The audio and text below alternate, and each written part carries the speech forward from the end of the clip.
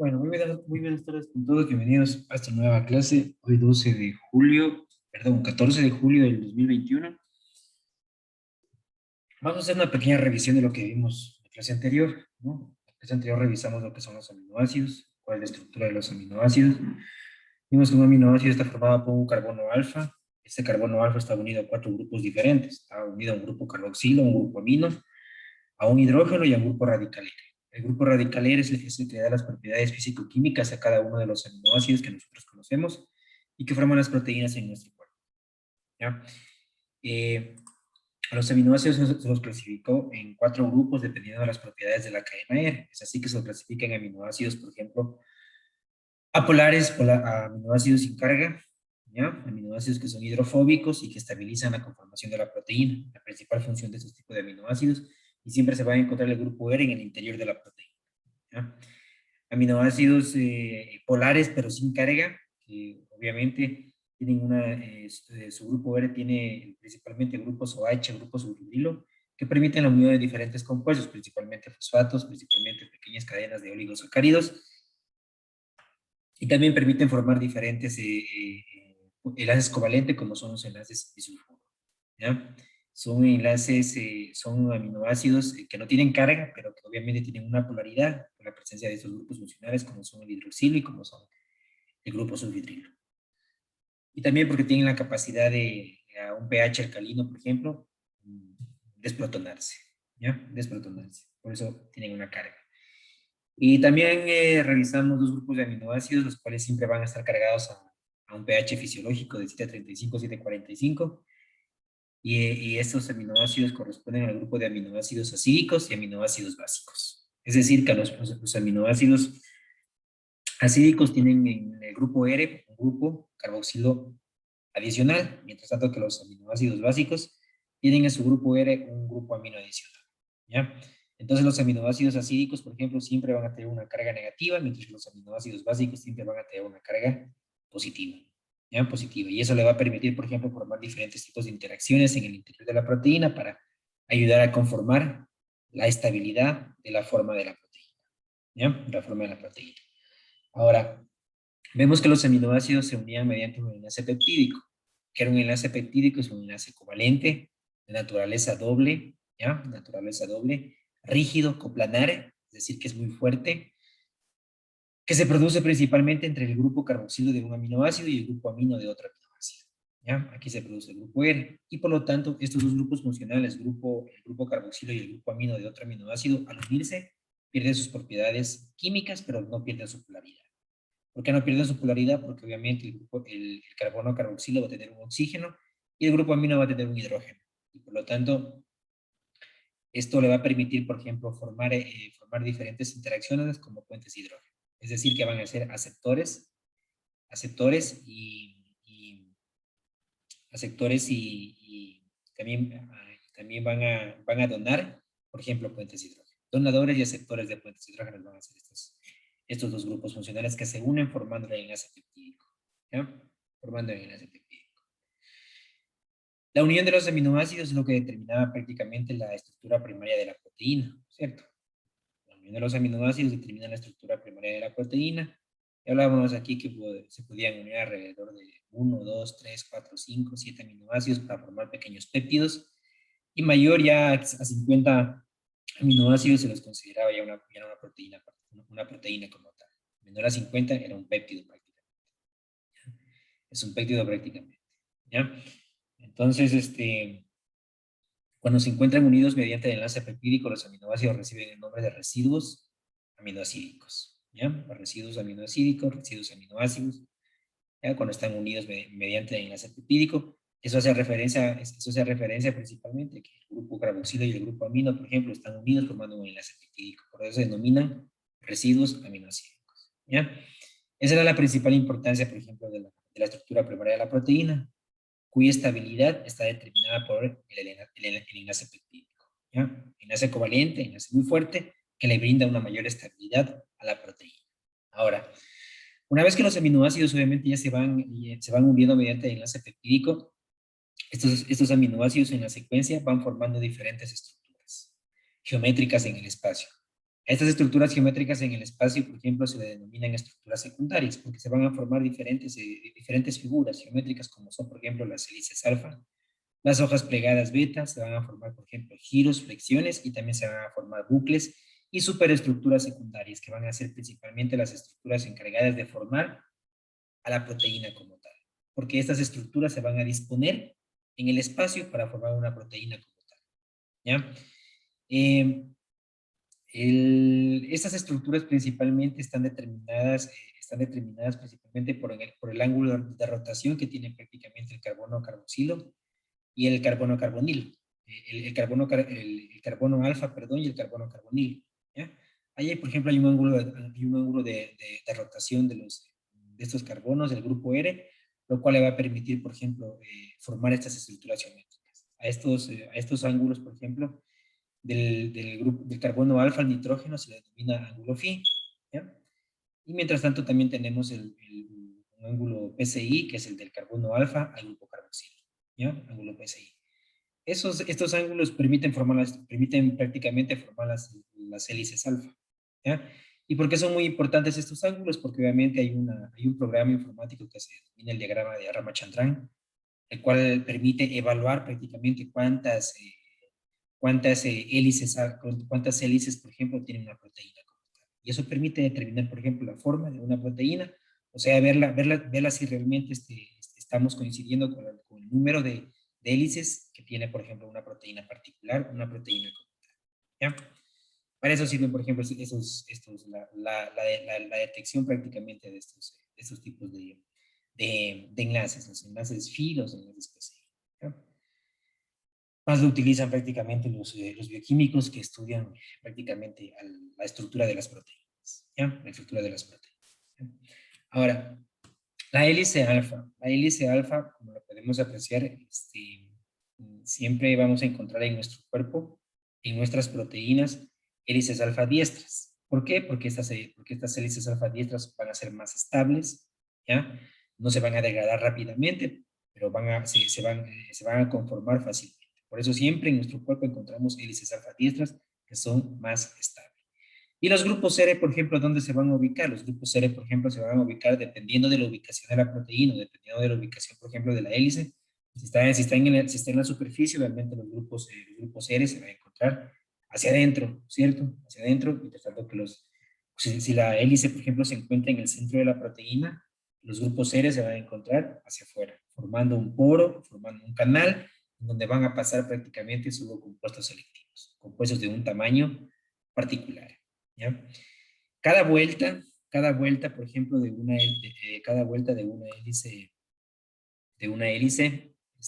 dura, pues, tiene una distancia aproximadamente de 3.5 aminoácidos. Cada vuelta de la hélice alfa, 3.5 aminoácidos. ¿Ya? Y estas estructuras, por ejemplo, cuando ustedes evalúen, cuando vean una proteína, por ejemplo, un modelo de una proteína en un libro, por ejemplo, siempre se las va a representar mediante diagramas esquemáticos. Se las puede representar, por ejemplo, como espirales, ustedes los pueden ver así, o también lo pueden ver, por ejemplo, en forma de un cilindro. ¿Ya? Lo van a ver de esta forma. ¿Ya? ¿Ya? Eso quiere decir, por ejemplo, que estas son, por ejemplo, hélices que pertenecen a las proteínas. Cualquiera de las dos formas, una forma espiral o una forma de un cilindro. Así se representa prácticamente a las hélices alfa. ¿Ya? ¿Qué le da estabilidad, por ejemplo, a este tipo de molécula? A este tipo de molécula lo que le va a dar estabilidad principalmente son los puentes de hidrógeno. Puente de hidrógeno que se va a formar entre quién? Se va a formar entre el hidrógeno. Recordemos que en el enlace peptídico, ¿no es cierto? Queda, por ejemplo, el nitrógeno queda con un hidrógeno, ¿ya? Mientras tanto que el carbono que funciona en el enlace peptídico queda como un oxígeno. Queda como un oxígeno. Entonces, al formarse la hélice alfa, por ejemplo, va a haber una interacción entre el oxígeno y el hidrógeno, lo que van a formar, por ejemplo, un puente de hidrógeno. Entonces, aquí van a haber múltiples puentes de hidrógeno que van a permitir, por ejemplo, mantener la estabilidad prácticamente de estas estructuras. ¿Ya? La estabilidad de estas estructuras. ¿no? Entonces, como el puente de hidrógeno se produce principalmente con el átomo de hidrógeno, por ejemplo, del grupo amino del cuarto residuo. ¿Ya? Del cuarto residuo. Bien, 1, 2, 3, 4. Por ejemplo, aquí tenemos el hidrógeno. ¿Ya? Aquí tenemos el grupo carboxilo. El carboxilo, por ejemplo, miren oxígeno, un puente de hidrógeno. Los puentes de hidrógeno, recuerden, son interacciones débiles que en cualquier momento se destruyen, pero al mismo tiempo se están formando. Entonces el puente de hidrógeno, por ejemplo, va a estar presente aquí, va a estar presente en la zona de acá abajo, por acá, por ejemplo, acá se puede formar, por ejemplo, otro puente de hidrógeno, entre otro grupo que está formando un enlace peptídico, por ejemplo, miren. Y eso te va a mantener la estabilidad prácticamente a la hélice, ¿ya? A la hélice alfa. Aquí podemos ver en este gráfico, lo podemos representar cómo se dan estas interacciones, cómo se dan estos puentes de hidrógeno entre los diferentes grupos aminos y grupos carboxilo de los aminoácidos que están formando el enlace peptídico. ¿Ya? Y eso permite darle estabilidad prácticamente a la proteína y los grupos R se van a ubicar dependiendo de dónde se encuentra la hélice alfa. ¿Ya? Ahora, muy aparte de los puentes de hidrógeno, también va a haber otro tipo de interacciones que van a permitir también mantener la estabilidad de las hélices alfa. Y estas interacciones van a ser principalmente las fuerzas de Van der Waals, van a ser las interacciones hidrofóbicas también, ¿cierto? Que se producen principalmente, ¿por qué? Por la proximidad de los átomos que están formando, por ejemplo, los grupos R. La proximidad de los átomos que están formando los grupos R. No hay un enlace, pero sí hay una proximidad y por lo tanto esa proximidad es lo que determina, por ejemplo, una interacción. Por ejemplo, son cadenas laterales que apolares sin carga, obviamente van a ser hidrofóbicas. Y por lo tanto se van a producir interacciones hidrofóbicas. ¿Ya? Si hay, por ejemplo, un aminoácido básico, un aminoácido ácido, obviamente se va a producir una interacción iónica, un enlace iónico, ¿no? En la cual una parte positiva y una parte negativa de la cadena R se van a poder unir y obviamente van a mantener la estabilidad de esta estructura secundaria. ¿Ya? Ahora si nos ponemos a sumar la cantidad de puentes de hidrógeno, la cantidad de interacciones la cantidad de fuerzas de Van der Waals que se van a producir entre los diferentes átomos, interacciones hidrofóbicas, obviamente nos vamos a dar cuenta que termodinámicamente esto va a permitir que estas estructuras, por ejemplo, mantengan su forma, ¿ya? Porque son múltiples, son cientos, son miles de interacciones que se van a producir entre los diferentes átomos que están formando los aminoácidos, ¿ya? Que están formando los aminoácidos. Ahora, las hélices alfa pueden estar constituidas por la mayoría de aminoácidos, pero van a haber dos aminoácidos que no van a formar parte de las hélices alfa. ¿Cuáles son esos dos aminoácidos? Van a ser principalmente la prolina y van a ser la glicina. Son dos aminoácidos que no van a formar parte de las hélices alfa. ¿Por qué? Porque recordemos, prolina y glicina tienen una conformación especial. La glicina, por ejemplo, no tiene un grupo R, tiene como grupo R hidrógeno, mientras tanto que la prolina igualmente no va a tener un grupo R porque el grupo R se cicla con el grupo amino formando un aminoácido. ¿Ya? Entonces no tienen una configuración como lo tienen la mayoría de los aminoácidos que están conformadas ¿por qué? Por un grupo amino, un grupo carboxilo, un hidrógeno y un radical R. Estos dos aminoácidos no tienen esta estructura. Y es la razón por la cual siempre prolina y glicina vamos a encontrar en los giros y en las fricciones que se producen, por ejemplo, en las hélices alfa. O sea, por ejemplo, donde encontremos prolina, donde encontremos glicina, va a determinar, por ejemplo, la finalización de una hélice alfa. ¿Ya? De una finalización de una hélice alfa, la finalización de una hoja plegada. Porque lo que van a producir las prolinas y las glicinas van a ser giros, van a ser flexiones, van a ser torsiones prácticamente. ¿Ya? Torsiones. A ver, aquí, por ejemplo, aquí si encontramos una prolina, lo que va a hacer este aminoácido es que va a girar la molécula. Gira la molécula, ¿no es cierto? Y, por ejemplo, aquí se puede formar, digamos, una hoja plegada beta. Una hoja plegada beta. Por acá tenemos otra prolina, otra glicina. ¡Pum! Acá va a formar, por ejemplo, otra hoja plegada beta. ¿Ya? Y así, miren, por ejemplo, torsiones, por ejemplo, para el otro lado se va. Aquí hay glicina, aquí hay prolina, que se unen por puentes de hidrógeno, ¿no es cierto? Aquí va a haber una secuencia de aminoácidos pequeña y aquí a lo mejor, por ejemplo, encontremos una hélice alfa. ¿Ya? Y de esa forma se van disponiendo las diferentes estructuras en el espacio. ¿Ya? en el espacio. ¿Ya? Hay muchas hélices, por ejemplo, que tienen como grupo C aminoácidos que son hidrofóbicos y aminoácidos que son hidrofílicos. Estas hélices alfa, por ejemplo, pueden ser anfipáticas, es decir, por ejemplo, que una parte va a estar en contacto con el medio acuoso y la otra parte va a estar en contacto, por ejemplo, con el, el, la parte oleosa, la parte oleosa. ¿Ya? Entonces, este tipo de configuraciones pueden crear, por ejemplo, diferentes canales, diferentes poros, ¿ya?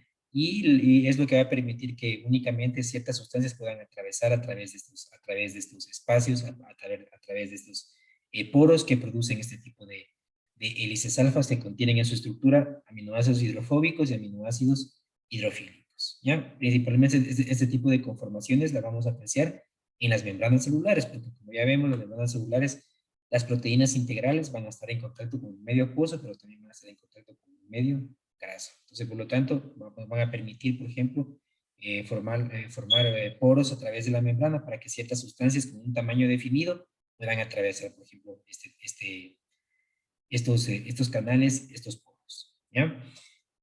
La hoja plegada beta también va a ser una configuración muy importante, pero a diferencia, por ejemplo, de la hélice alfa, las hojas plegadas beta se van a encontrar en menor proporción con respecto a las hélices alfa.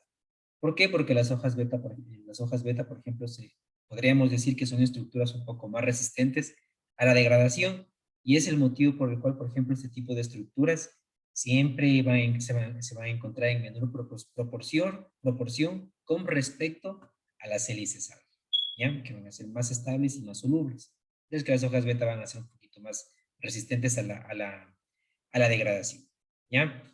Aquí los residuos de los aminoácidos, por ejemplo, van a apuntar en direcciones opuestas y siempre vamos a ver, por ejemplo, un modelo de hoja beta en un modelo zigzag, ¿ya? Un modelo zigzag optimizado, en donde el grupo R es el que prácticamente va a formar el esqueleto polipeptídico, el cual se va a encontrar prácticamente extendido, ¿ya? Entonces, al igual que las hélices alfa, las hojas plegadas beta van a mantener una estabilidad. Deben tener una estabilidad para mantener su forma, porque obviamente, recordemos en la primera clase cuando vimos que la forma determina la función de la proteína, ¿no? Entonces, obviamente, siempre debe existir esta forma. Y por lo tanto, para mantener esa forma, para mantener estable esa forma, deben formarse diferentes tipos de interacciones, ¿ya? Para que puedan mantener este tipo de estructuras. Entonces, en las hojas beta, al igual que en las hélices alfa, las principales interacciones que van a permitir estabilizar estas estructuras son principalmente los puentes de hidrógeno, ¿no? Puentes de hidrógeno que se producen entre quién? Se produce principalmente entre el grupo amino, ¿cierto? Entre el grupo amino de un aminoácido con el grupo carboxilo, por ejemplo, de otro aminoácido, ¿ya? Aquí el grupo carboxilo tiene un oxígeno, el grupo amino va a tener un hidrógeno, y por lo tanto, aquí es lo que se va a formar es un puente de hidrógeno, ¿ya? Y mire la cantidad de puentes de hidrógeno, por ejemplo, que se van a formar en estas hojas plegadas beta, ¿ya? Cantidad de puentes de hidrógeno que se van a formar en estas hojas plegadas beta, ¿ya? Permitiendo esta cantidad, por ejemplo, esta cantidad de puentes de hidrógeno, permitiendo mantener estabilidad, por ejemplo, de este tipo de estructuras. Las hojas plegadas beta en las proteínas las podemos encontrar en dos formas. Las podemos encontrar en hojas plegadas beta paralelas y hojas plegadas beta antiparalelas. ¿A qué hace referencia a esto? Esto hace referencia, por ejemplo, a a las hojas paralelas, por ejemplo, las hojas plegadas betas paralelas, es cuando, por ejemplo, empiezan con un grupo carboxilo y terminan en grupo carboxilo, ¿ya? Entonces, miren, por ejemplo, todas las cadenitas empiezan con un grupo carboxilo y terminan en un grupo carboxilo. Entonces, por lo tanto, a eso le vamos a decir que es una hoja plegada beta paralela. Mientras tanto que cuando, por ejemplo, empieza por un grupo carboxilo, termina en un grupo amino, empieza en un grupo carboxilo, termina en un grupo amino, ¿cierto? ¿Ya? Igualmente, empieza por un grupo amino, termina en un grupo carboxilo por acá, ¿no? Vamos a hablar de una hoja plegada antiparalela, ¿ya? Antiparalela. Bueno, eso no tiene ninguna repercusión conformación de la proteína, ¿no? Simplemente lo que va a repercutir en la conformación de la proteína es la cantidad, por ejemplo, de hojas plegadas betas. La cantidad de hojas plegadas. Que como les explico y les digo, son estructuras un poco más resistentes a la degradación y por lo tanto pues, es la razón por la cual siempre lo vamos a encontrar en una menor proporción con respecto a las hélices alfa. ¿Ya? Estas hojas plegadas betas en las proteínas globulares siempre se van a encontrar, por ejemplo, en el centro de las proteínas globulares. ¿Ya? En el centro de las proteínas globulares. Y cómo podemos representar, por ejemplo, las hojas plegadas betas en una proteína como tal. Siempre la vamos a encontrar, por ejemplo, en diagramas esquemáticos de flechas. ¿Ya? Diagramas esquemáticos de flechas, por ejemplo, con una pequeña torsión hacia la derecha. Así.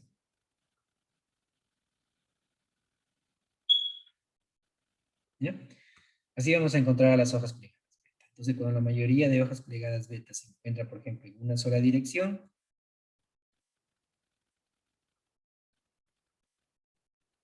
¿ya? En una sola dirección, por ejemplo, decimos que, por ejemplo, es una hoja plegada beta paralela, porque la flecha indica hacia dónde está apuntando, por ejemplo, la dirección de esta hoja plegada beta. ¿Ya? Estas son las dos principales estructuras prácticamente de, los, de las proteínas, las hélices alfa y las hojas plegadas beta.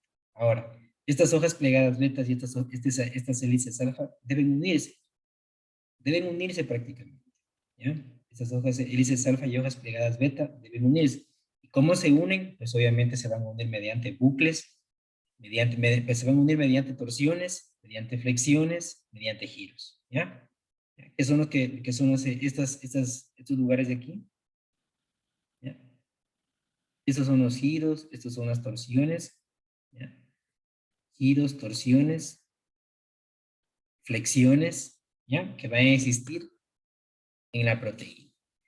Y siempre en estos giros, en estas torsiones, por ejemplo, en estas fricciones, vamos a encontrar prolina y glicina. ¿Ya? Prolina y glicina vamos a encontrar siempre en estas torsiones, en estas flexiones. ¿Por qué? Porque obviamente esos dos aminoácidos tienen una configuración especial. ¿Ya? La prolina es un aminoácido, mientras tanto que la glicina solamente contiene un hidrógeno como grupo R. ¿Ya? Un hidrógeno como grupo R. ¿Ya? Ese es el motivo por el cual se van a formar específicamente las torsiones, giros y flexiones mediante estos aminoácidos. ¿Ya? Y obviamente a grandes rasgos, por ejemplo, una proteína globular va a estar formada por un número determinado de hélices alfa. La mitad de una proteína es por hélices alfa y por hojas plegadas beta. Y la otra mitad corresponde principalmente a las giros, a las flexiones, a los bucles y a las asas que se van a encontrar, por ejemplo, en la proteína. ¿Ya? En la proteína. Ahora, los los bucles van a ser aquellas regiones,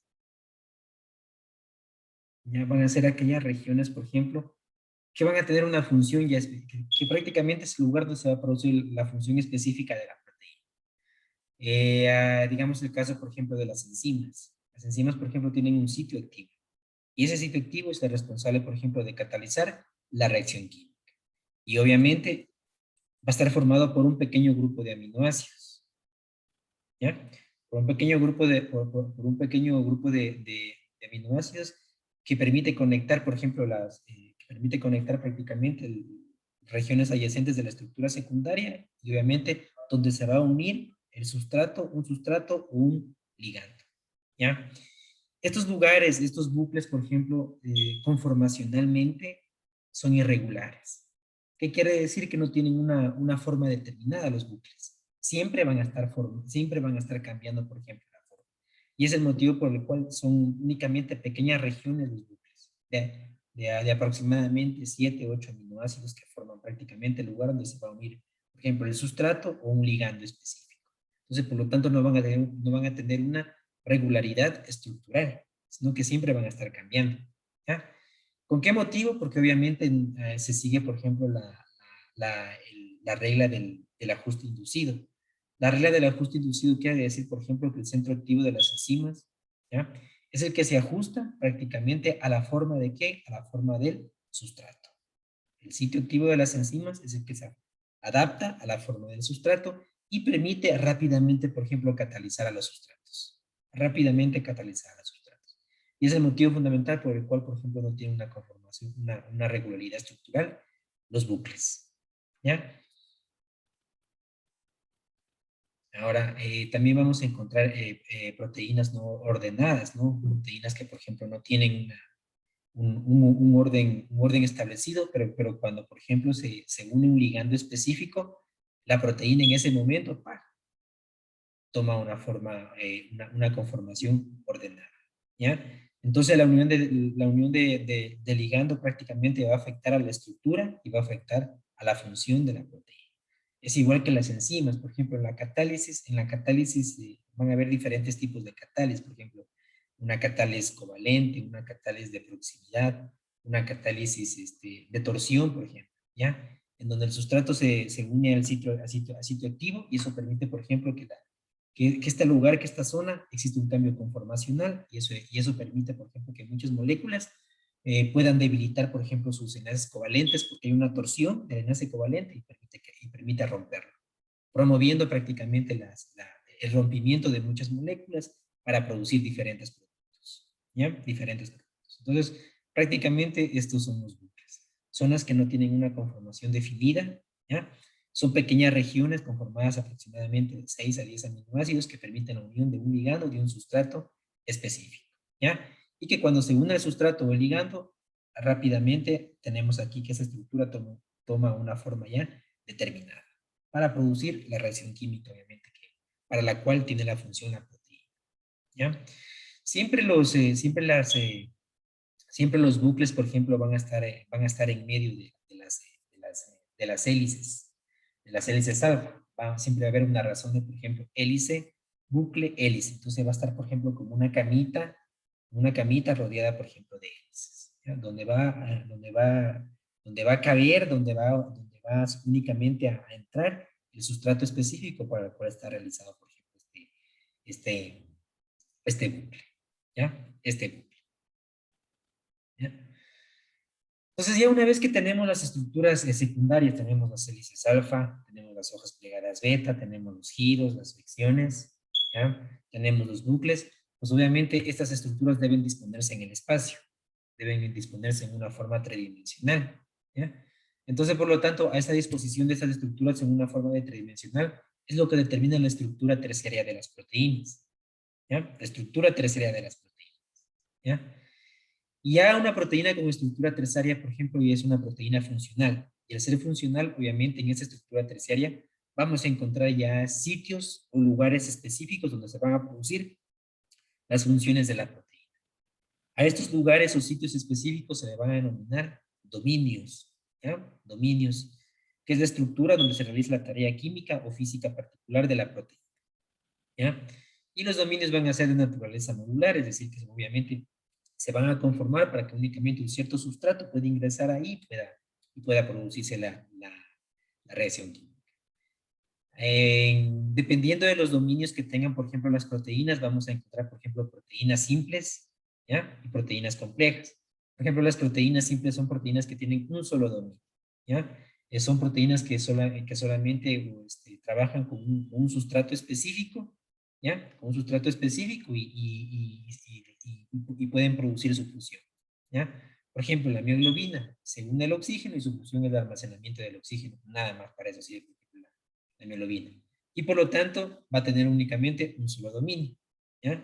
Por ejemplo, la triosafosfatisomerasa que participa en la glucólisis, ¿ya? Para transformar el hidroxiacetato fosfato hacia gliceraldehído 3-fosfato, por ejemplo, igualmente, solamente tiene ese dominio que permite prácticamente transformar el compuesto a otro, ¿ya? Entonces, eso van a ser proteínas simples porque únicamente se une al sustrato y ¡pum!, se produce la reacción.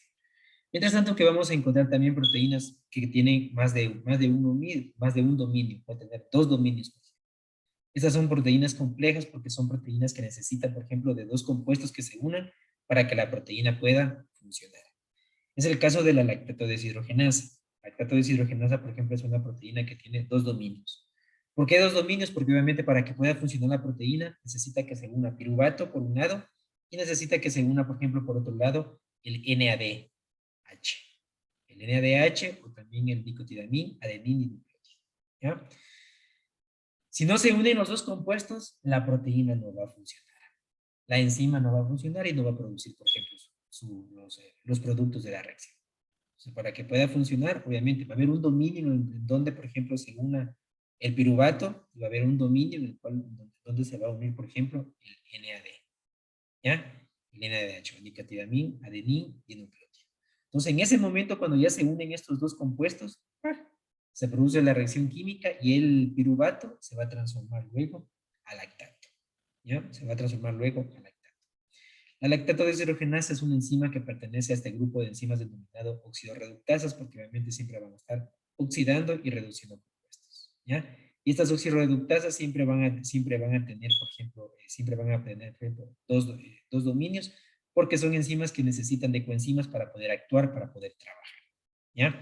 En este tipo de oxidorreductasas siempre vamos a encontrar, por ejemplo, el denominado pliegue de Rosman. ¿Ya? El denominado pliegue de Rosman, lo apreciamos, por ejemplo, en esta gráfica, ¿ya? Y aquí, por ejemplo, como ustedes pueden ver, son estructuras especializadas que se forman por unión de los aminoácidos para poder unir diferentes ligandos, diferentes sustratos, ¿ya? Diferentes sustratos. Ustedes, por ejemplo, aquí el pliegue de Rosman, por ejemplo, está formado por 6 hélices alfa y está formada por aproximadamente igualmente 6 hojas plegadas beta. ¿Ya? Paralelas. ¿Ya? Hay proteínas que no son enzimas, pero tienen otra función. Por ejemplo, las que se encuentran en las membranas celulares. ¿Ya?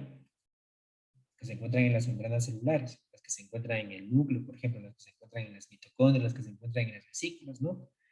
No, en estos dominios, por ejemplo, no se unen sustratos o ligandos, pero sirven para unirse, por ejemplo, a esas proteínas a las membranas celulares.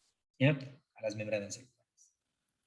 Entonces, por lo tanto, vamos a encontrar diferentes tipos de proteínas con una complejidad estructural y funcional. ¿Ya? Con una complejidad estructural y funcional. Dependiendo prácticamente de la disposición de las hélices alfa, de la disposición, por ejemplo, de la disposición de las hojas plegadas beta. Las hojas plegadas beta. Y aquí podemos apreciar, por ejemplo, una proteína en su estructura terciaria. Esta, por ejemplo, aquí tenemos a lactato deshidrogenasa. ¿Ya? Lactato deshidrogenasa, que podemos ver que va a tener, por ejemplo, dos dominios. Tenemos un dominio y acá tiene, por ejemplo, el siguiente dominio. ¿Ya? En este dominio es donde se va a unir, por ejemplo, el piruvato, y acá, por ejemplo, el otro dominio se va a unir prácticamente lo que es la coenzima, que es la nicotinamina, adenín y nucleótido.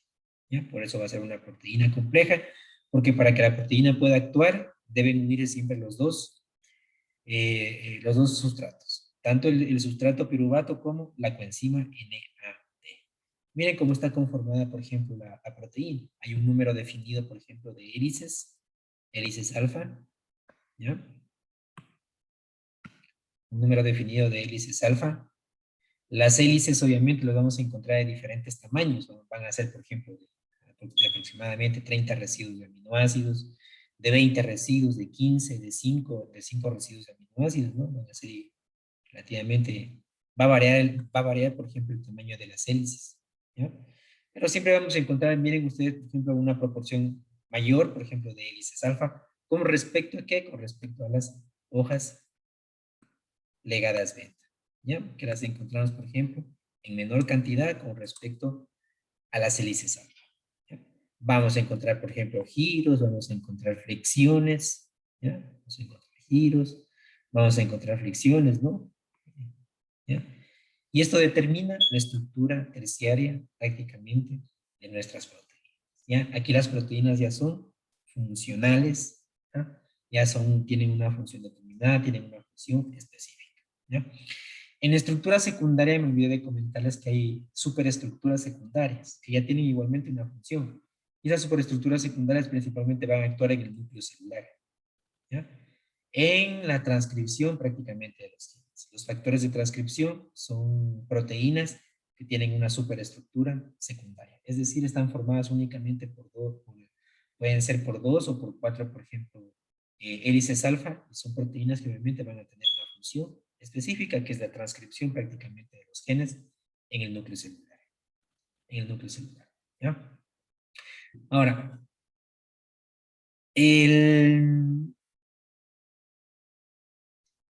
encontramos también proteínas con estructura cuaternaria. Proteínas con estructura cuaternaria. Y en las proteínas con estructura cuaternaria, por ejemplo, vamos a encontrar la unión de estructuras de proteínas con estructura terciaria. ¿Ya? El caso, por ejemplo, de la hemoglobina. La hemoglobina está formada, por ejemplo, por 4 cadenitas con estructura terciaria. ¿Ya? Y estas cadenitas, por ejemplo, son las que se unen y forman la estructura cuaternaria de la proteína, que es la proteína funcional prácticamente de la hemoglobina. ¿Ya? Entonces, va a haber la asociación prácticamente de múltiples polipéptidos, ¿ya? O protómeros también que se les puede denominar, para formar una proteína con su estructura cuaternaria, ¿ya? Una proteína con su estructura cuaternaria, ¿ya? Y vamos a encontrar, por ejemplo, estructuras de proteínas cuaternarias monoméricas y diméricas. Las proteínas monoméricas, por ejemplo, están formadas por una cadena polipeptídica única. En el caso de la albúmina, por ejemplo, la albúmina está formada por una sola cadena polipeptídica, pero va a presentar, por ejemplo, más o menos como 7 dominios de este tipo de proteínas. Y por eso se dice que es una proteína con estructura cuaternaria, que tiene múltiples funciones prácticamente la albúmina, múltiples sitios en los cuales se van a unir, por ejemplo, diferentes ligandos. ¿Ya? Ligandos, se van a unir fármacos, se van a unir ácidos grasos, se van a unir, por ejemplo, colesterol, ¿no? ¿Ya? Se van a unir hidrógenos, ¿no? Eso permite que la proteína, por ejemplo, mantenga una estructura cuaternaria, ¿ya? Y vamos a encontrar proteínas con estructura cuaternaria diméricas, es decir, que van a estar formadas por dos cadenas polipeptídicas, ¿ya? La unión de dos cadenas polipeptídicas. Tenemos, por ejemplo, los homodímeros y tenemos los heterodímeros.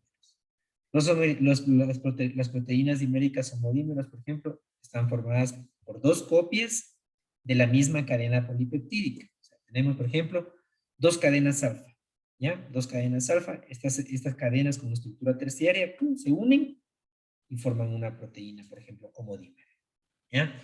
Tenemos también proteínas, por ejemplo, heterodímeras, en el cual, por ejemplo, van a haber diferentes tipos de cadenas, ¿ya? Y a las cadenitas siempre se las va a nombrar utilizando el alfabeto griego. Por ejemplo, cadenas alfa, cadenas beta, cadenas gamma, cadenas delta, cadenas epsilon, ¿no? Epsilon, ¿no? Entonces, dependiendo de la conformación, por ejemplo, de las cadenitas, pues obviamente se pueden nombrar a este tipo de proteínas, ¿ya? Aquí tenemos una proteína, por ejemplo, homotetramérica, que está formada por 4 cadenas alfa, 4 cadenas polipeptídicas alfa están formando esta estructura de esta proteína. Mientras tanto, que en el segundo ejemplo tenemos una proteína denominada alfa 2 beta 2 gamma, que quiere decir que es una proteína que está formada prácticamente por 3 tipos diferentes o por 3 unidades diferentes de cadenas polipeptídicas. Está formada por 2 cadenas alfa, está formada por 2 cadenas beta y está formada por una cadena gamma, ¿ya? Entonces, dependiendo del número de proteínas con estructura terciaria que se unen, obviamente vamos a nombrar las proteínas, ¿ya? Y para poder representar a las estructuras cuaternarias, lo que se utiliza prácticamente son esto se denomina los diagramas de cinta, ¿ya? Los diagramas de cinta, como lo podemos apreciar aquí, en los cuales, por ejemplo, se pueden apreciar los diferentes sitios, las diferentes cadenas en las cuales está formada, los diferentes dominios en los cuales está formada prácticamente una proteína con su estructura cuaternaria, ¿ya?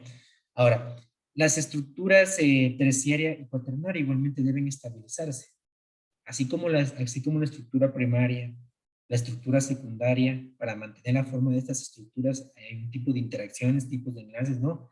La estructura terciaria y la estructura cuaternaria también deben estabilizarse.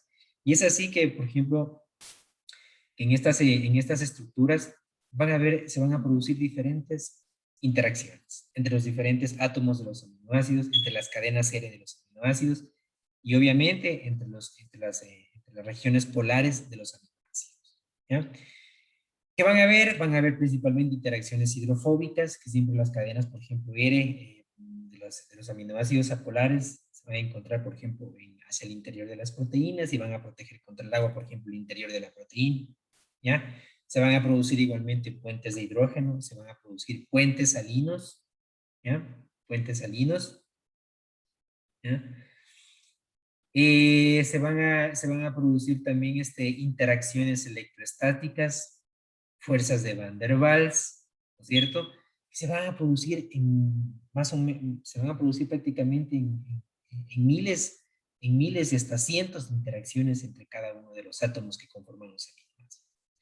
Y eso termodinámicamente es favorable para la proteína para permitirle, por ejemplo, mantener la forma de la proteína. ¿Ya? Mantener la forma de la proteína. Ahora, un punto aparte aquí. Recordemos que el agua también, por ejemplo, ayuda a mantener la forma de las estructuras celulares. ¿Por qué? Porque el agua obviamente va a actuar como una presión para que la proteína no pueda, por ejemplo, cambiar su forma fácilmente. Y con este tipo de interacciones débiles, puentes de hidrógeno, interacciones hidrofóbicas, fuerzas de Van der Waals, interacciones electroestáticas, por ejemplo, van a permitir que la proteína mantenga su forma. Hay otro tipo de enlace covalente, un enlace fuerte también, que va a permitir mantener la forma de la proteína. Y estos son, por ejemplo, los enlaces covalentes o los enlaces disulfuro, que se van a producir entre dos cisteínas, recordemos. Dos cisteínas en su grupo R tienen un grupo sulfidrilo. Cuando, por ejemplo, en las proteínas se encuentran estas cisteínas entre sí, se forman los puentes bisulfuro, que son enlaces covalentes, y eso permite, por ejemplo, mantener agarradas, por ejemplo, todas las estructuras geométricas que están formando prácticamente la proteína, ¿ya? La proteína. Estos puentes de hidrógeno, así también como los puentes salinos, que son un tipo de enlaces fuertes, por ejemplo, eh, pueden producirse intrapolipeptídicamente, son intrapolipeptídicos, o sea que se producen en el interior de la proteína, por ejemplo, con una estructura terciaria. ¿Ya? En el interior de la proteína con una estructura terciaria se van a producir estos puentes bisulfuro. Pero también estos puentes bisulfuro pueden ser interpolipeptídicos. ¿Qué quiere decir esto? Que se van a producir, por ejemplo, entre la unión de diferentes cadenas, ¿ya? Con estructura terciaria. ¿Ya? Tenemos una cadena, por ejemplo, alfa, una cadena beta, se unen, por ejemplo, con diferentes interacciones que se van a producir entre los diferentes átomos de los aminoácidos. Obviamente, van a permitir unirla, pero eso no va a ser suficiente, ya que necesitan, obviamente, de una fuerza una fuerza que permita mantener, por ejemplo, unidas estas dos cadenas. Obviamente los puentes bisulfuro, como son enlaces covalentes, son más resistentes, se van a formar, por ejemplo, entre estos dos tipos de cadenas. Y por eso son enlaces covalentes de sulfuro interpolipeptídicos. ¿Ya? Van a estabilizar estos enlaces bisulfuro interpolipeptídicos, estabilizan la estructura cuaternaria de ciertas proteínas oligoméricas, ¿ya? De ciertas proteínas oligoméricas, ¿ya? Entonces, fíjense la infinidad, la gran cantidad de interacciones que van a existir para poder mantener la forma de las proteínas en su estructura secundaria, en su estructura terciaria y en su estructura cuaternaria, ¿ya? En su estructura cuaternaria, ¿ya? La estructura tridimensional de las proteínas se van a utilizar diferentes herramientas biofísicas para poder ver cuál es la forma determinada, por ejemplo, de las proteínas. Y se han utilizado muchos, bueno, son equipos, obviamente, equipos muy sofisticados que van a permitir determinar estructuras moleculares. Ya son equipos que prácticamente utilizan mecánica cuántica, ¿no? Mecánica cuántica que permite dilucidar o ver la forma, por ejemplo, de un compuesto determinado. Cómo se encuentra ese compuesto, por ejemplo, en el espacio. ¿Ya? Y estas herramientas, por ejemplo, son la cristalografía con rayos X, que es una técnica muy conocida, ya que a partir de 1970, o 60, los 70, por ejemplo, se utilizó mucho, principalmente Rosalinda Franklin, la que utilizaba esta técnica para poder descifrar diferentes estructuras de diferentes moléculas, ¿no? Y fue la primera que tomó la foto, por ejemplo, a la molécula de ADN y mediante esta foto, Watson y Cribb son los que pudieron determinar la estructura básicamente de la molécula de ADN. ¿Ya? La espectroscopía de resonancia magnética nuclear, la microscopía electrónica, ¿no? La criomicroscopía electrónica, que es una técnica que se desarrolló recientemente, en el 2016, más o menos se, se, se se lanzó, por ejemplo, esta técnica para poder evaluar, para poder ver prácticamente las proteínas en su conformación nativa, en su conformación normal, porque lo excelente, lo importante, o sea, aquí para la ciencia prácticamente es conocer la forma, por ejemplo, de las proteínas, ¿ya? O sea, ese sería algo increíble, por ejemplo, construir un equipo que permita, como la microscopía electrónica permita, por ejemplo, ver cómo trabajan prácticamente las proteínas en su estado nativo, cuál es su forma prácticamente de esas proteínas, ¿no? Y hay una herramienta que se ha desarrollado actualmente mucho, que es el modelado molecular. Pero ¿cuál es la principal desventaja de esta herramienta? Es la tecnología que utiliza, ya que utiliza supercomputadoras, ¿no? Supercomputadoras que ayudan a predecir la forma de las proteínas con un porcentaje de fidelidad de aproximadamente el 70%. Aún no hay, por ejemplo, el equipo, aún no hay, por ejemplo, el logaritmo que nos permita dar una estructura con un 90% de fidelidad. Pero con ese 70% que tenemos, con ese algoritmo que ahora se ha creado, que con ese 70% podemos obtener la forma de la proteína, o sea, es de vital importancia para el desarrollo, por ejemplo, de múltiples fármacos, ¿ya? El desarrollo de múltiples fármacos que van a actuar a nivel, por ejemplo, de proteínas, ¿ya? Entonces, esas herramientas son las principalmente utilizadas para poder estudiar la estructura tridimensional de estas biomoléculas que estamos estudiando ahora, ¿ya? Y bueno, ustedes se preguntarán, bueno, ya tenemos la estructura primaria, secundaria, terciaria, cuaternaria, ya sabemos cuáles son los tipos de interacciones o enlaces que permiten mantener la estructura de las proteínas, pero nos preguntamos, oh, ¿cómo se logra, por ejemplo, este proceso de plegado? ¿Cómo se da este proceso de plegado? ¿Cómo es que va a haber un número, por ejemplo, definido de hélices alfa? ¿Cómo es que hay un número definido de hojas plegadas beta? Un número definido de giros, flexiones, ¿no? Entonces, para responder a esta pregunta, pues obviamente debemos conocer que eh, los grupos R de los aminoácidos, los átomos que están formando los aminoácidos, obviamente van a tomar diferentes configuraciones, ¿no? Que permiten plegar de una manera ordenada y guiada las diferentes combinaciones de los aminoácidos. Aquí recordemos, por ejemplo, los ángulos pi, los ángulos phi, los ángulos PCI, ¿ya? Que van a especificar conformaciones potenciales, como prácticamente las hélices alfa, ¿ya? Y todas estas interacciones que se van a producir entre los átomos de los aminoácidos, obviamente, termodinámicamente va a favorecer, por ejemplo, el correcto plegado de las proteínas, por los diferentes tipos de interacciones que se van a formar. Y por la secuencia, obviamente, de los aminoácidos. No es que los aminoácidos se unan al azar, ¿no? Nuestro ADN, por ejemplo, tiene toda la información necesaria para poder construir básicamente una proteína, con una forma y con una función determinada. Entonces, el plegado de las proteínas igualmente va a ser un proceso modular que se va a dar prácticamente por pasos, ¿ya? Se va a dar por pasos porque se van a formar primero pequeños segmentos cortos, por ejemplo, de polipéptidos, se van a ir plegando poco a poco y van a tomar una disposición apropiada. Luego, obviamente, dependiendo del lugar donde se va a encontrar la proteína, las regiones hidrofóbicas pueden encontrarse, por ejemplo, en el interior de la proteína, o los grupos R, por ejemplo, pueden en el exterior, por ejemplo, de las proteínas, ¿ya? Si es una proteína globular que se va a encontrar en un medio acuoso, las regiones hidrofóbicas siempre van a estar, por ejemplo, en el interior de la proteína, ¿ya? Y eso va a determinar prácticamente la conformación tridimensional de la proteína, ¿ya? Va a haber una flexibilidad prácticamente de esas estructuras secundarias, lo cual le permite prácticamente a la proteína poder ordenarse adecuadamente, ¿ya? Poder ordenarse adecuadamente y poder obviamente plegarse hacia su conformación natural, ¿ya? Y dejar de lado toda forma, por ejemplo, alternativa, no productiva, ¿ya?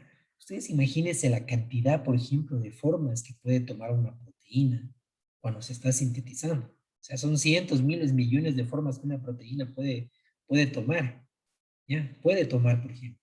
Pero obviamente nuestras células, nuestros ribosomas, la secuencia de los aminoácidos prácticamente es lo que determina, por ejemplo, la forma de la proteína, ¿ya? La forma de la proteína, ¿ya? Entonces, esta forma debe estar siempre estable. La forma de la proteína debe estar siempre estable. Y van a ver momentos, por ejemplo, de la proteína en que se va a llegar a desnaturalizar. Es decir, que la proteína se va a llegar, por ejemplo, a abrir de nuevo. ¿Ya? Se va a abrir la proteína de nuevo. Y otra vez para volver a renaturalizarse, o sea, sería algo que demoraría prácticamente minutos, demoraría horas e incluso días para que la proteína de nuevo pueda volver a su forma. Entonces, para evitar esto y para evitar prácticamente la desnaturalización completa de las proteínas, hay un cierto tipo de proteínas, por ejemplo, que ayudan al plegado. Y estas proteínas se denominan proteínas auxiliares, que van a ayudar al plegado, por ejemplo, de las proteínas para evitar la desnaturalización completa de las proteínas. ¿Cuándo se pueden desnaturalizar, por ejemplo, las proteínas en nuestro cuerpo?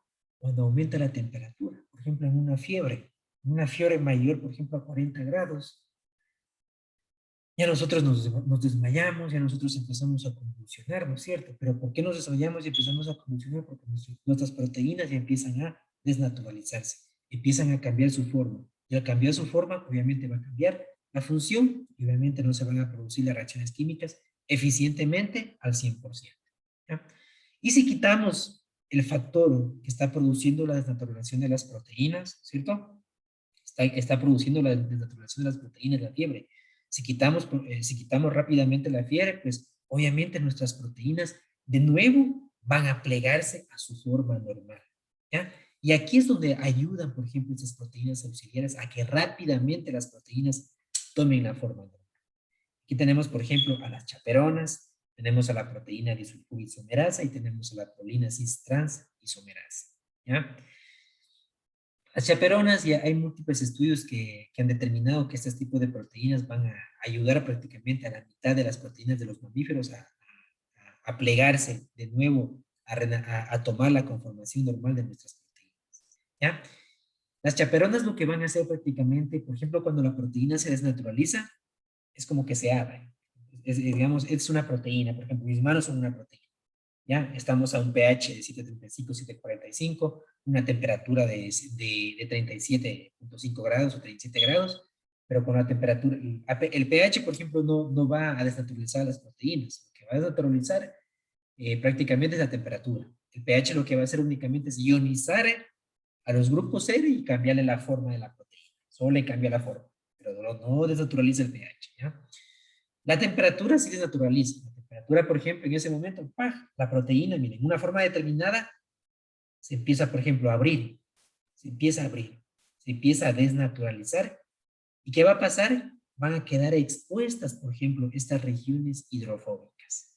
Y estas regiones hidrofóbicas son regiones, por ejemplo, se podría decir pegajosas. ¿Ya? Regiones pegajosas. Regiones que rápidamente, por ejemplo, se van a adherir a algo para obviamente evitar, por ejemplo, evitar el agua. La proteína se encuentra en un medio acuoso, cuando una proteína globular, por ejemplo, se abre, estas regiones, por ejemplo, estas regiones hidrofóbicas se van a unir rápidamente con otra proteína que está desnaturalizándose y que van a formar, por ejemplo, agregados. Y esos agregados van a ser proteínas prácticamente insolubles, ¿ya? porque las regiones hidrofóbicas son las que se pegan de nuevo, son proteínas insolubles, se forman agregados. Entonces las chaperonas van a evitar eso. Las chaperonas, por ejemplo, van a proteger estas regiones hidrofóbicas, ¿ya? Van a proteger estas regiones hidrofóbicas y son proteínas que tienen una forma de una rosquilla que prácticamente es como la ADN polimerasa, ¿no? Que está, por ejemplo, recorriendo toda la hebra de ADN. Igualmente, las chaperonas recorren, por ejemplo, todas estas regiones hidrofóbicas y evitan que estas regiones hidrofóbicas interactúen con otras regiones hidrofóbicas y puedan formar, por ejemplo, agregados. Las chaperonas más conocidas tenemos a la HCP70 y la HCP60, que son las que principalmente se las ha estudiado en eritrocitos, en las hemoglobinas principalmente, ¿ya? Otra proteína auxiliar es la proteína disulfurisomerasa, ¿ya? Proteína disulfurisomerasa. Entonces, una vez que la proteína, ¿no es cierto?, se empieza a desnaturalizar, se empieza a abrir, se abre obviamente porque diferentes tipos de enlaces se empiezan a romper, ¿ya? Debido al aumento de la temperatura. Entonces, un tipo de enlace que se va a romper prácticamente son los puentes bisulfuro. Los puentes bisulfuro se van a romper, por ejemplo, cuando la proteína se desnaturaliza. Entonces se rompen, ¿ya? Se rompen, y ahí es donde actúa rápidamente la proteína disulfurisomerasa, ¿ya? La proteína disulfurisomerasa va de nuevo, ¿ya? Va de nuevo a formar prácticamente los puentes bisulfuro. Entonces se naturaliza y otra vez la proteína disulfurisomerasa permite unir, por ejemplo, las cadenas polipeptídicas o las estructuras secundarias, por ejemplo, de la proteína, ¿ya? Las cadenas polipeptídicas o las estructuras secundarias de las proteínas. Entonces, otra vez, por ejemplo, la proteína no va a perder su forma totalmente, sino que, bueno, va a permanecer unida. Muy aparte que ya las chaperonas, por ejemplo, están trabajando para evitar que se formen agregados proteicos, porque las regiones hidrófobas van a actuar como regiones pegajosas, ¿ya? Y luego también tenemos la prolina cis-transisomerasa, ¿ya? La cis-transisomerasa.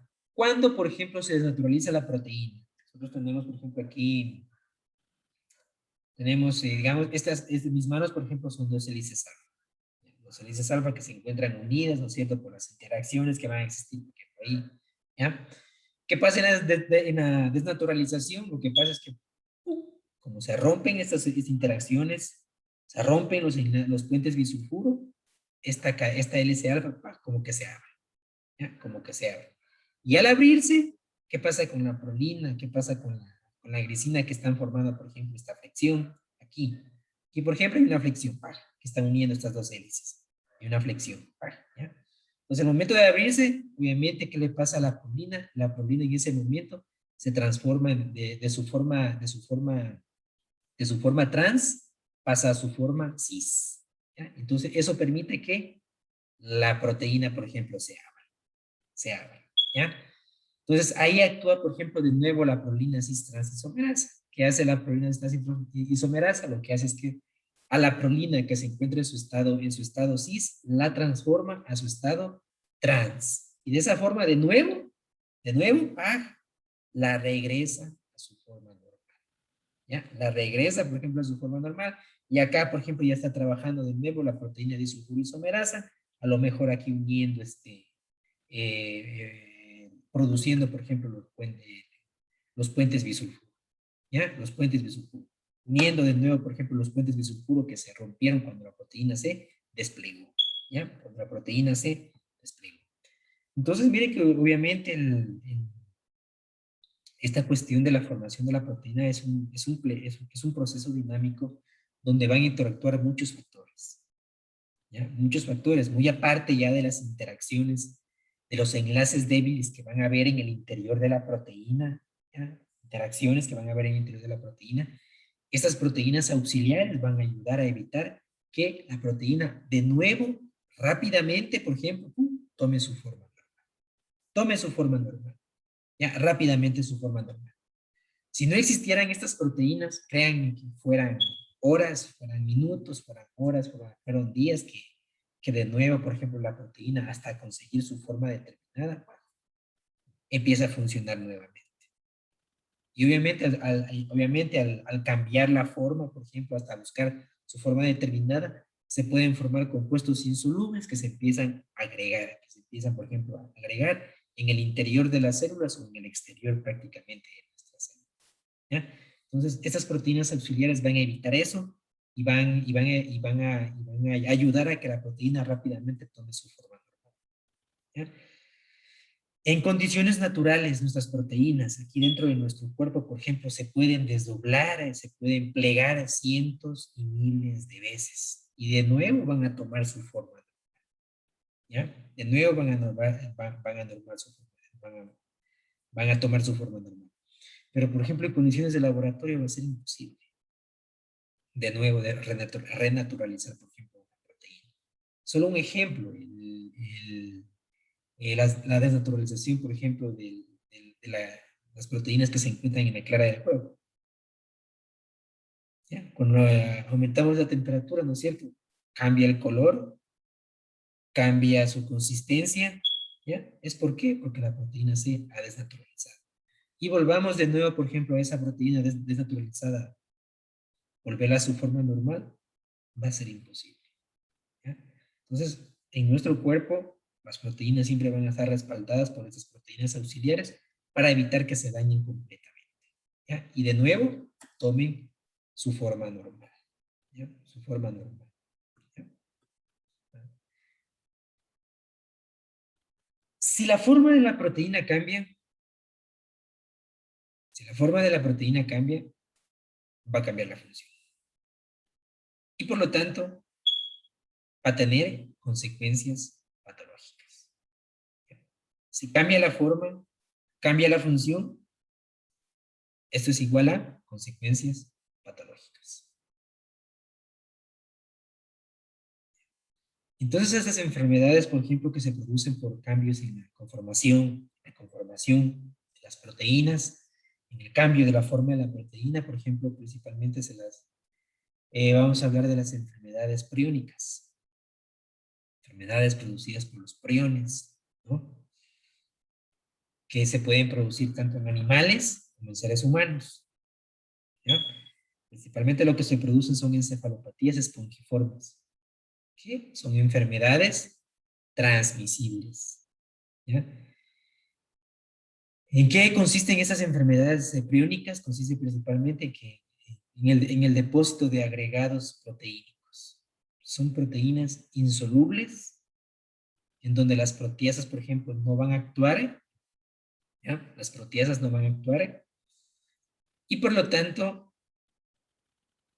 van a empezar a agregarse, o sea, van a empezar a acumularse en el interior de la célula o en el exterior de la célula, ¿ya? Esas enfermedades priónicas, ¿por qué se llaman enfermedades priónicas? Porque nuestro cerebro, por ejemplo, produce priones, ¿ya? Priones normales en el cromosoma 20, en el brazo Q, por ejemplo, se producen estas proteínas priónicas, también denominadas las PRP, ¿ya? Una forma normal se producen estas proteínas, ¿ya? Tienen una forma determinada, ¿no? ¿Ya? Pero esas proteínas, por acción de una proteína, por ejemplo, patológica, que se la obtiene del ambiente, ¿ya? Que se la obtiene del ambiente, altera la conformación de la proteína normal, del prion normal.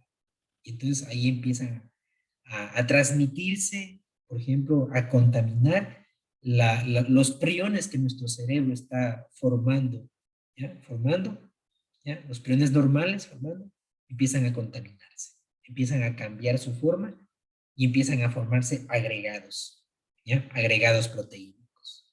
Alrededor, por ejemplo, de nuestra célula, alrededor prácticamente de las neuronas, porque estas enfermedades van a afectar al cerebro, ¿ya? En los humanos se denomina la enfermedad de Creutzfeldt-Jakob, mientras tanto que en animales, por ejemplo, se va a denominar la encefalopatía espongiforme en ovejas, la encefalopatía espongiforme en el ganado vacuno o bovino, o también no sé si ustedes han leído algo sobre la enfermedad de las vacas locas, ¿no? es producida por priones. ¿Ya? Son producidas por priones, son proteínas patológicas que dañan, ¿ya? O que perturban la conformación de las proteínas priónicas normales de nuestro cuerpo, ¿ya? Produciendo prácticamente la formación de agregados proteínicos, porque le cambian la forma al prión, le cambia su forma y por lo tanto no se van a degradar, ¿ya? No se van a degradar. La enfermedad de Creutzfeldt-Jakob es una enfermedad no muy común en el mundo, pero que sí la podemos encontrar con mayor frecuencia, por ejemplo, en esta región de Australia, donde hay aún, por ejemplo, tribus que practican el canibalismo y que comen, por ejemplo, carne contaminada de personas enfermas, por ejemplo, con este tipo de enfermedad. ¿Ya? Igualmente, la encefalopatía espongiforme en ovejas o la encefalopatía espongiforme en el ganado vacuno se puede transmitir por el contacto de los animales con un animal enfermo, por las secreciones que arroja, por ejemplo, el animal enfermo. Se puede transmitir, ¿ya? Se puede transmitir, por ejemplo, llega a nuestra sangre, reconoce a esas proteínas priónicas patológicas, llegan a la sangre, por ejemplo, llegan a la sangre y reconocen a las proteínas priónicas normales. Se unen, así como que es como que se unen, ¡pah! La proteína normal cambia su forma, ¿ya? No son producidas por bacterias, no son producidas por virus, los priones, ¿no? Y por lo tanto, o sea, no va a haber una afección directa del DNA y no va a haber una afección directa del RNA. No va a haber una afección de la, de la, de estos compuestos prácticamente que tienen nuestra información genética, ¿no? No afecten nada de eso. Son proteínas que afectan a nuestras proteínas. Son proteínas que se producen en animales, en animales o personas que se encuentran infectadas, por ejemplo. ¿Ya? El prion patológico se denomina también el prion Scrappy, ¿ya? ¿Y en qué se diferencia el prion Scrappy del prion normal? Se van a diferenciar en la estructura, ¿ya? Se van a diferenciar en la estructura. Tenemos el prion normal. El prion normal, por ejemplo, miren, es una proteína rica en hélices alfa, ¿ya? Y tiene una menor cantidad, por ejemplo, de hojas plegadas beta, ¿no es cierto? Es el prion normal que produce nuestro cerebro, las células de nuestro cerebro, ¿ya? ¿Qué pasa cuando una proteína, por ejemplo, una proteína Scrappy, ¿ya? Un prión Scrappy, por ejemplo, un prión patológico, ingresa a nuestro cuerpo y se encuentra con una proteína normal? Lo que hace esta proteína Scrappy es que le cambia la configuración a la proteína, le cambia la conformación a la proteína, y esta proteína Scrappy obviamente va a ser una proteína, miren, rica en hojas plegadas beta. Y como les decía, ¿no es cierto? Las hélices alfa son estructuras un poco más solubles, o sea, rápidamente se pueden degradar fácilmente, mientras tanto que las hojas plegadas beta van a ser unas estructuras más resistentes a la degradación. Entonces, estas proteínas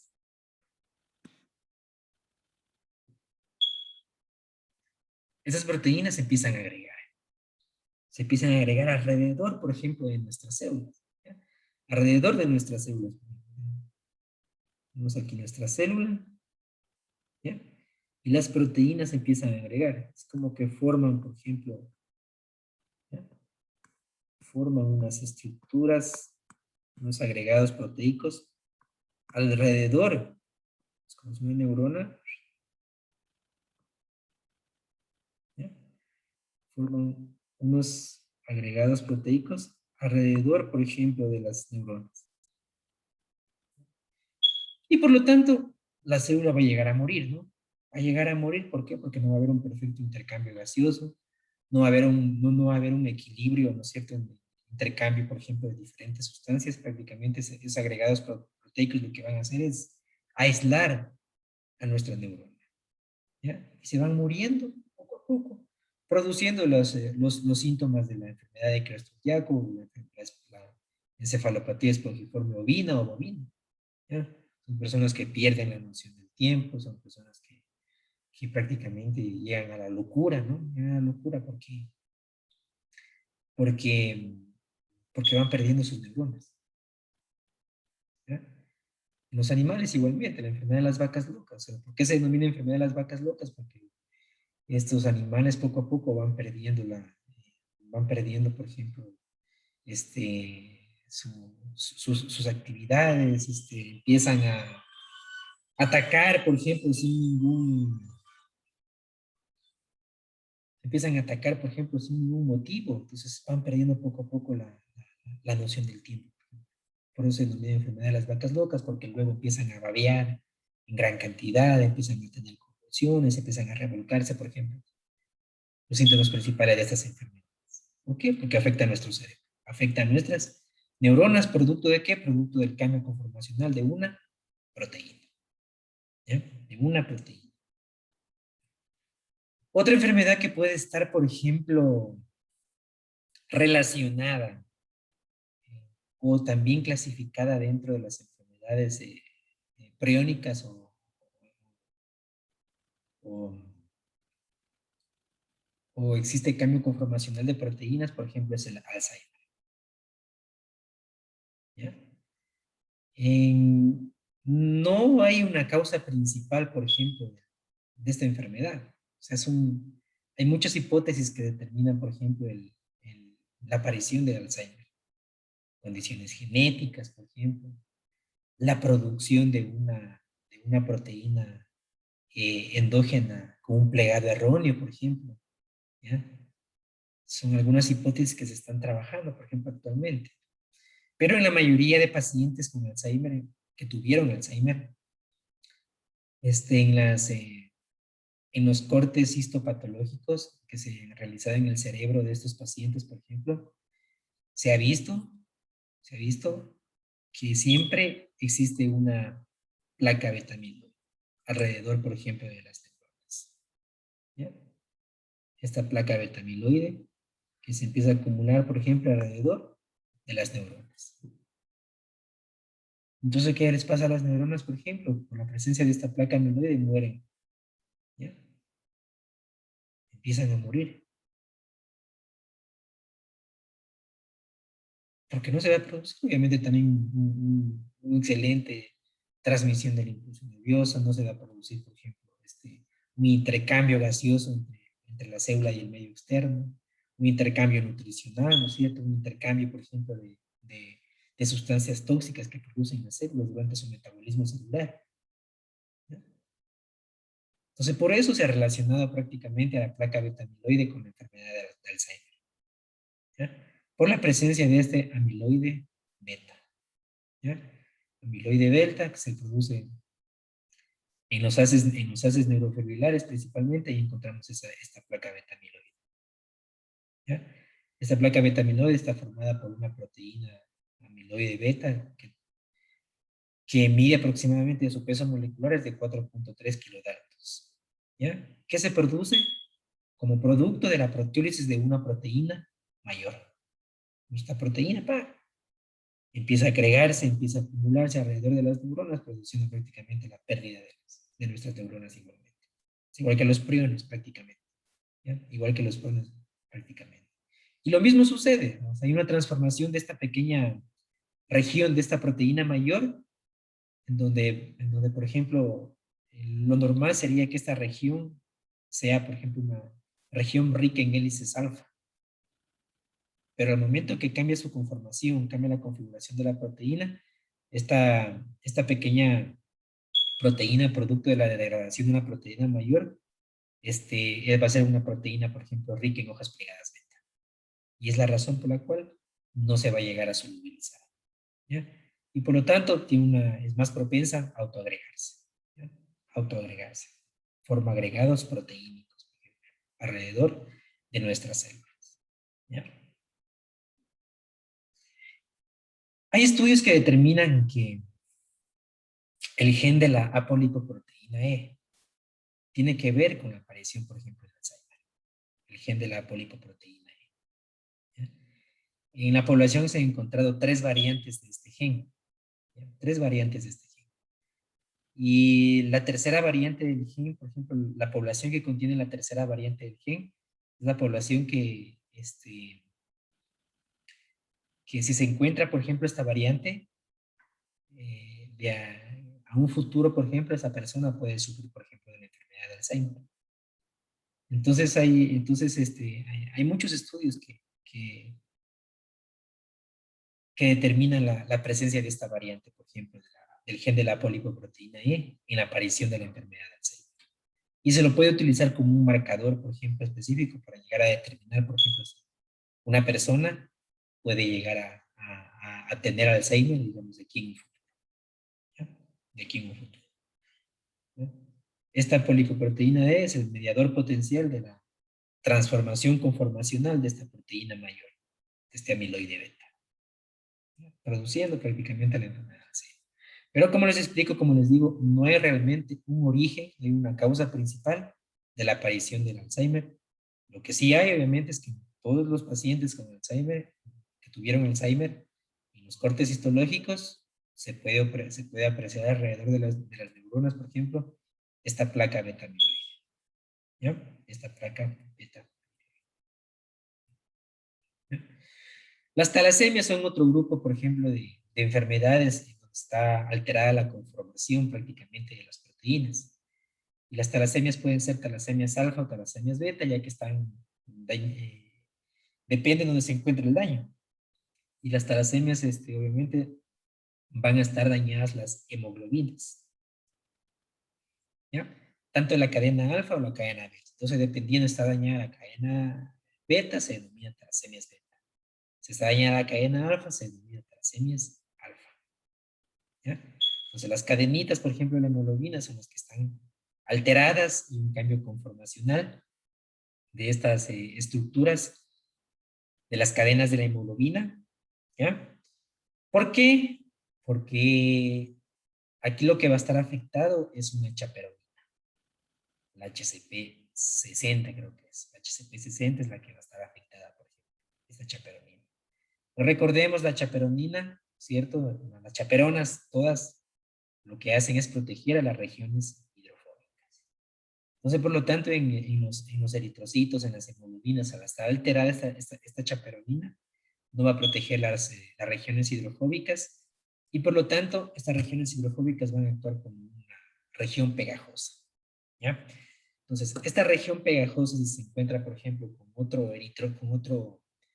hemoglobina que contiene la misma mutación, pues ¡pum!, se van a unir. Y así sucesivamente se van uniendo, por ejemplo, las hemoglobinas, ¿ya? Formando, por ejemplo, un multímero de hemoglobinas. O sea, muchas hemoglobinas, por ejemplo, unidas. ¿Ya? Muchas hemoglobinas unidas por este sitio pegajoso. ¿Ya?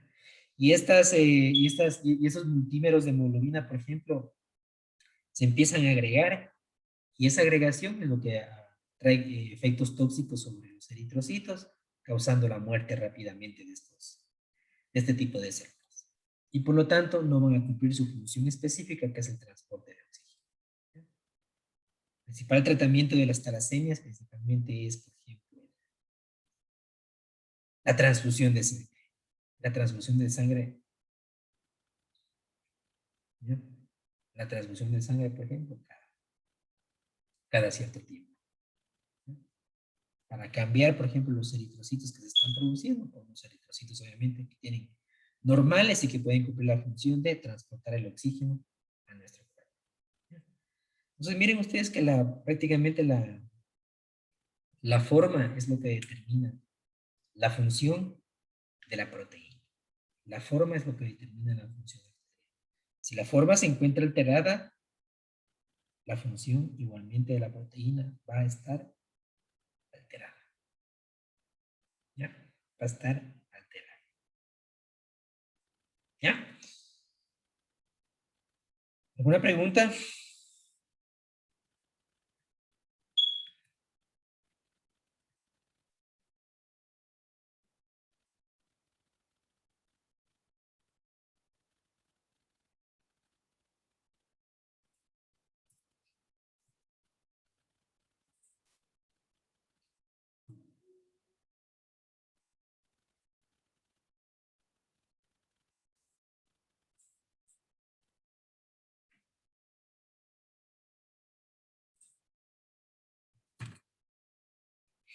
¿Preguntas? A ver, Mayra Chávez.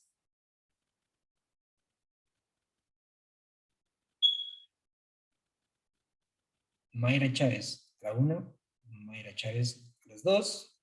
Doctor, ¿sí me escucha? A ver, Mayra, dígame, ¿cuáles son las principales estructuras secundarias de las proteínas?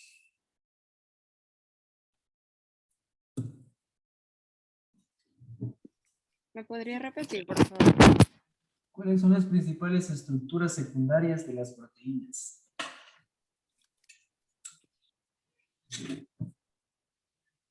A ver,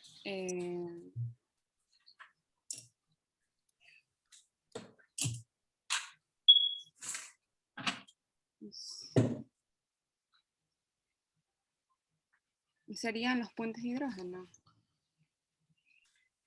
Mayra Chávez, no estaba teniendo clase. Tenemos las hélices alfa, las hojas plegadas beta, los giros, las fricciones, los bucles, ¿ya? Y las superestructuras secundarias.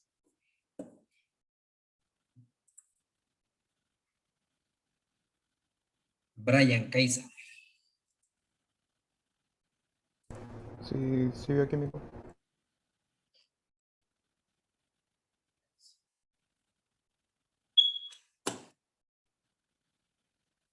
¿Por qué encontramos una mayor cantidad de hélices alfa en las proteínas de nuestro cuerpo?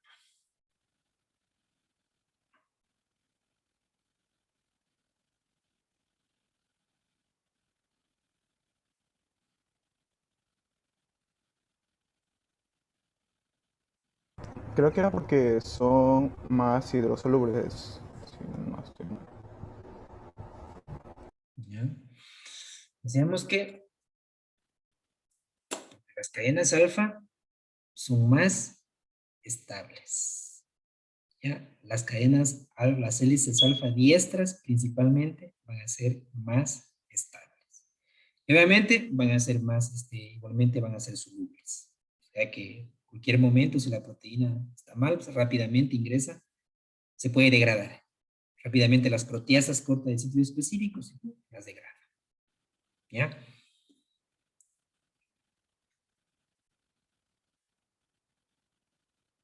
Ana Paula Freire.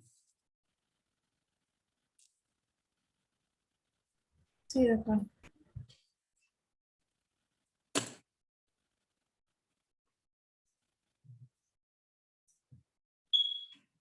Las hojas plegadas betas, ¿en qué conformaciones las podemos encontrar?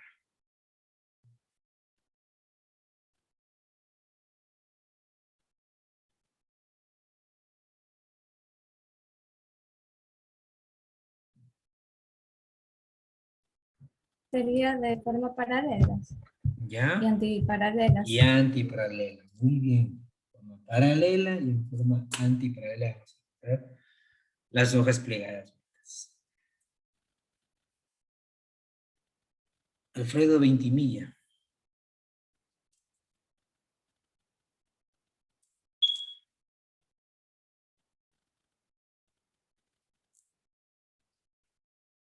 Alfredo Ventimilla. Una, Alfredo Ventimilla las dos y Alfredo Ventimilla las dos. Tiene el día de hoy falta. Igualmente no tiene participación.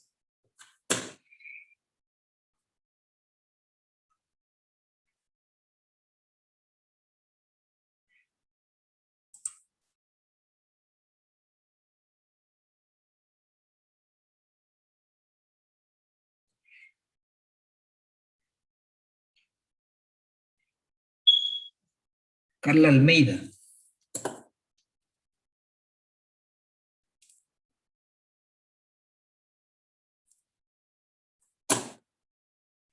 Carla Almeida. Sí, doctor, aquí. A ver, Carla, dígame, por ejemplo, ¿cuáles son las interacciones que permiten estabilizar a las estructuras secundarias de las proteínas? Tanto las hélices alfa como las hojas plegadas beta. ¿Cuál es la principal y cuáles son las secundarias que permiten mantener la forma de las estructuras secundarias?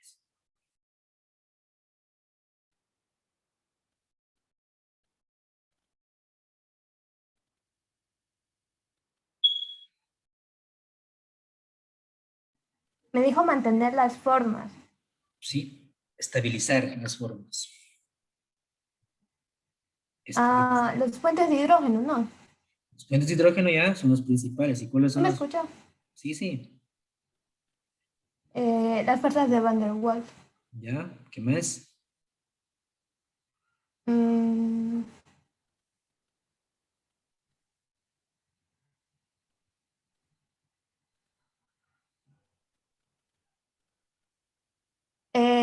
también eran unas interacciones, las interacciones hidrofóbicas, ¿no? Hidrofóbicas, ¿ya? Recuerden, van a También... ser siempre van a ser Ah, este cuadro. también eran ¿Ya? los Puentes de puentes... hidrógeno son los principales. ¿Ya? Ujú. Interacciones hidrofóbicas, interacciones electrostáticas, fuerzas de Van der Waals. ¿Ya? Y obviamente los enlaces covalentes, que son los que brindan la mayor estabilidad a la proteína. Pero el enlace covalente se va a encontrar siempre, ¿dónde? En la secuencia de los aminoácidos, en el enlace peptídico. ¿Ya? El agua también fue un papel muy importante en la estabilidad porque obviamente actúa como una presión para que no pierda la forma prácticamente, la estructura, la proteína. ¿Ya? La proteína.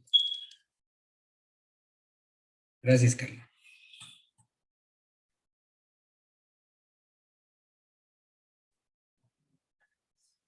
Melanie Cárdenas.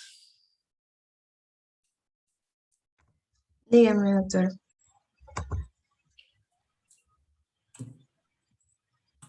Presente. A ver, Melanie,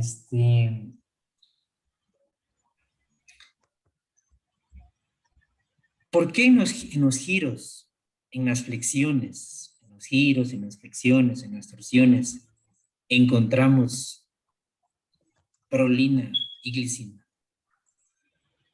Mm, a ver, porque,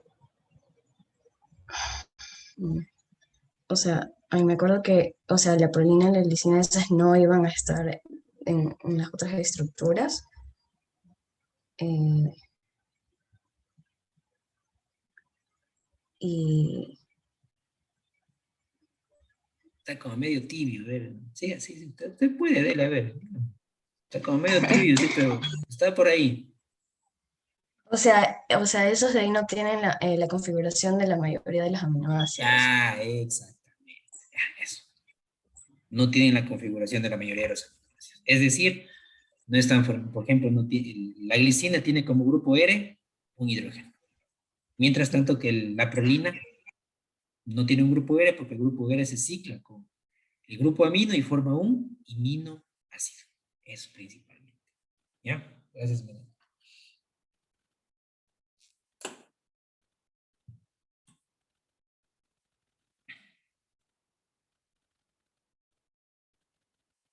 Elías Guevara.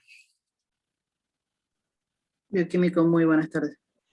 ¿Cómo está Elías? ¿Qué son los bucles? Eh, a ver, yo tengo que los bucles van a ser estas regiones precisamente que van a tener esta funcionalidad específica que, bueno, mejor dicho, van a determinar esa funcionalidad específica de las proteínas. ¿Ya? ¿Ya? ¿Tienen una forma, los bucles, una forma? Van a estar entre 6 a 10 aminoácidos ¿Van a tener alguna y forma? van a ser de una forma irregular.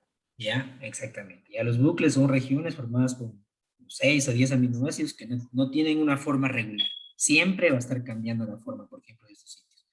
¿Por qué? Porque obviamente aquí es donde se va a unir el sustrato, se va a unir un lugar específico. Y va a ser el sitio que se va a acoplar, se va a ajustar al sustrato. Por eso tiene un cambio conformacional esta región. Nunca va a tener una forma normal.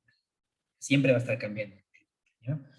¿Y a qué tipo de estructuras pertenece? ¿La primaria, secundaria, terciaria o terciaria? Elías. Eh, ¿Serían a las estructuras terciarias? No. A ver, bueno, entonces sería, perdón, a las estructuras secundarias. Secundarias. ¿Ya? A Sí, las estructuras secundarias. ¿Ya? Muchas gracias.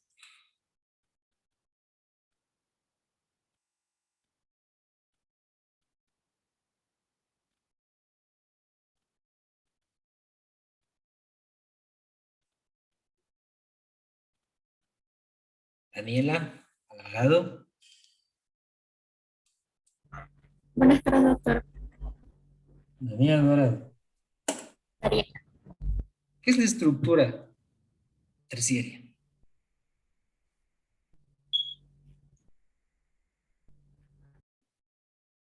De las proteínas. ¿Estructura terciaria de qué? ¿Qué es la estructura terciaria de las proteínas? ¿Por qué se denomina estructura terciaria? Porque son unas proteínas funcionales. Ya, pero ¿por qué se denomina estructura terciaria? No sé. Por su forma tridimensional. Tridimensional, exactamente. Es por la estructura terciaria, es la disposición de las estructuras secundarias en el espacio, ¿ya? Para formar bien sea una proteína fibrosa o una proteína globular, ¿ya? Una proteína fibrosa, una proteína globular, con una función determinada que puede ser, por ejemplo, catálisis, protección, almacenamiento, ¿cierto? Transporte, cualquier función. Es la estructura terciaria de una proteína, la disposición de las estructuras secundarias, ¿ya? En el espacio, de una forma tridimensional. Es la estructura terciaria de las proteínas, ¿ya? Ahora, igualmente, Daniela, ¿qué determina la estabilidad de la estructura terciaria de las proteínas?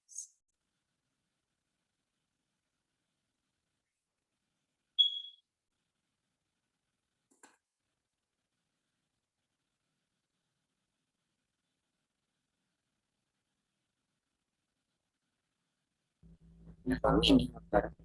¿Mm? ¿Qué determina la estabilidad de la estructura terciaria de las proteínas? O sea, para que mantengan la forma de la estructura terciaria, para que no se desnaturalice, para que no se abra, ¿cuáles son los qué es lo que determina esa estabilidad? ¿Qué es lo que le permite mantenerse, por ejemplo, la estructura terciaria?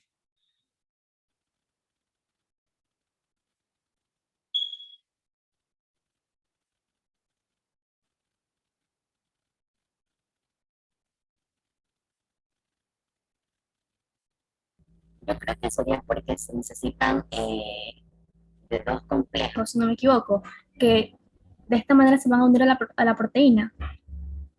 No. ¿Alguien? Por los enlaces Los fuertes. enlaces covalentes y no covalentes. Ya, exactamente. Los Por los puentes enlaces de disulfuro. covalentes y no covalentes. Los enlaces covalentes entre los aminoácidos, ¿no es cierto? ¿Pero de qué ¿Ya? tiene que ver los covalentes?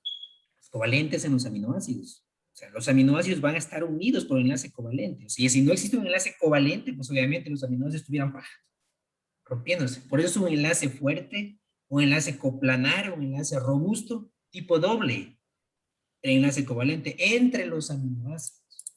Porque si no hubiera un enlace covalente y solo fuera una interacción entre los aminoácidos, la unión, no hubiera forma. ¿Ya? Otro enlace covalente, puentes bisulfuro, recuerden, es un enlace covalente que se produce entre la unión de dos cisteínas. ¿Ya? La unión de dos cisteínas, pum, forma un enlace bisulfuro, que es un enlace covalente, que permite mantener las estructuras, ¿ya? Unidas, por ejemplo, unida a la proteína. ¿Ya? Y obviamente los enlaces no covalentes van a ayudar aún mucho más a mantener la forma de la proteína. ¿Ya? Puentes de hidrógeno, que se van a formar miles, cientos, millones de puentes de hidrógeno. Interacciones hidrofóbicas, interacciones electrostáticas, fuerzas de Van der Waals, por ejemplo, miles, cientos. Y eso termodinámicamente favorece a mantener la forma prácticamente de la proteína. Y aparte que el agua también alrededor le permite mantener y que no cambie la forma de la proteína. ¿Ya? Ese covalente tiene que ver mucho, mucho, o sea, en la estabilidad de la proteína.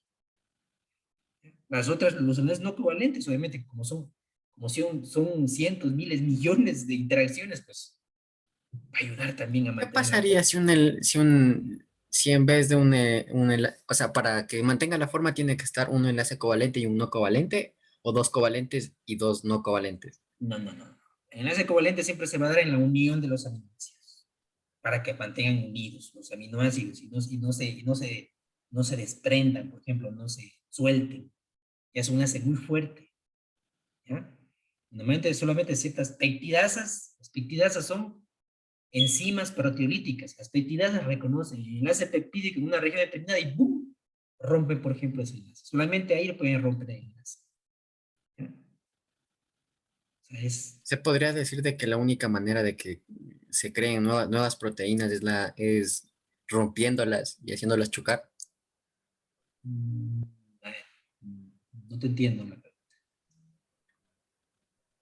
Eh, ¿cómo lo explico? Por ejemplo, con las partículas tienen que chocar a gran velocidad para crear nuevas partículas. Entonces, eso pasa con las proteínas, con los enlaces. Deben como que romperse para crear nuevas proteínas, nuevos No, enlaces. no, acá se unen, aminoácidos, se unen. Pero yo algo noté que usted dijo de que permite el rompimiento para formar otras proteínas, algo así. No el rompimiento de las proteínas se da por degradación de las proteínas, se da por las proteasas. Las proteasas rompen en enlace peptídico y obviamente acortan las proteínas en pequeños péptidos, pequeños trocitos. Luego vienen Sí, otro tipo de... No, pero al romperse se son... unen en otro. Ah, no. Al romperse se van degradando. Ah, ya. Se van Eso es. degradando porque hay múltiples peptidasas. Hay carboxipeptidasas, endopeptidasas, por ejemplo, endopeptidasas, exopeptidasas, aminopeptidasas. Entonces, estas peptidasas lo que hacen es reconocer, por ejemplo, estas regiones, como ya están cortadas, reconocen por acá un grupo amino, por acá un grupo carboxílico, y ¡pum! Van cortando. Van cortando en los respectivos aminoácidos. ¿Ya? No es que se forme otra proteína, no que la proteína se degrada. Se degrada totalmente a sus respectivos aminoácidos. ¿Ya? Doctor, un favor, ¿puede subir esta clase al Moodle también para poder estudiar Sí, no, se les va a subir, les y digo. hacer como que notas más suavecito? Sí, no hay problema. Sí, no, yo todos los subo, ¿no? Que no, la plataforma estaba un poco mal y no hay cómo subir, por ejemplo. El grupo anterior, creo que es la última clase, la del lunes les pude subir, pero la del martes pasado les pude subir, pero de ahí no puedo subirles más. Igual como ustedes, por ejemplo, si no funciona esa plataforma, yo el día de mañana, por ejemplo, voy a crear un grupo en Teams. Yo tengo los correos institucionales de ustedes. Yo creo el grupo y ahí les envío las clases para que los puedan revisar. Si no tiene solución la plataforma virtual. ¿No? Ingeniero, Bioquímico. disculpe una pregunta. Bioquímico. No soy ingeniero. Bioquímico. Bioquímico, disculpe una pregunta. Referente a cuando estábamos hablando de la enfermedad de Alzheimer, yo había leído algo referente, ahorita tocando el tema también, referente a la tarea que nos envió cuando hablábamos de las células fagocíticas. Y yo había leído algo referente a la función de las microglias en el sistema nervioso central y que podía hacer que una activación de estas células leucocíticas fagocitarias a nivel del sistema nervioso central produjeran que se formaran esta sustancia beta-amiloidea y que esto a su vez provocara que haya una mayor degeneración neuronal. No sé si será así, porque decía como que estaba en estudio todavía, pero no sé si usted sabe algo al respecto. Exactamente. O sea, no es que hay realmente no hay o sea, una proteína mayor beta-amiloide es la que se empieza a degradar. Pero esa proteína mayor, por ejemplo, tiene una región de aproximadamente 4.3 kilodaltons, una pequeña región, que cambia su conformación. Y al empezar a degradarse, por ejemplo, esta proteína mayor, por la microla, por los fagocitos, ¿no? ¡Pah! Esta región no se degrada, ¿no? Las proteasas no actúan sobre esta región. Y esa región es la que empieza a acumularse.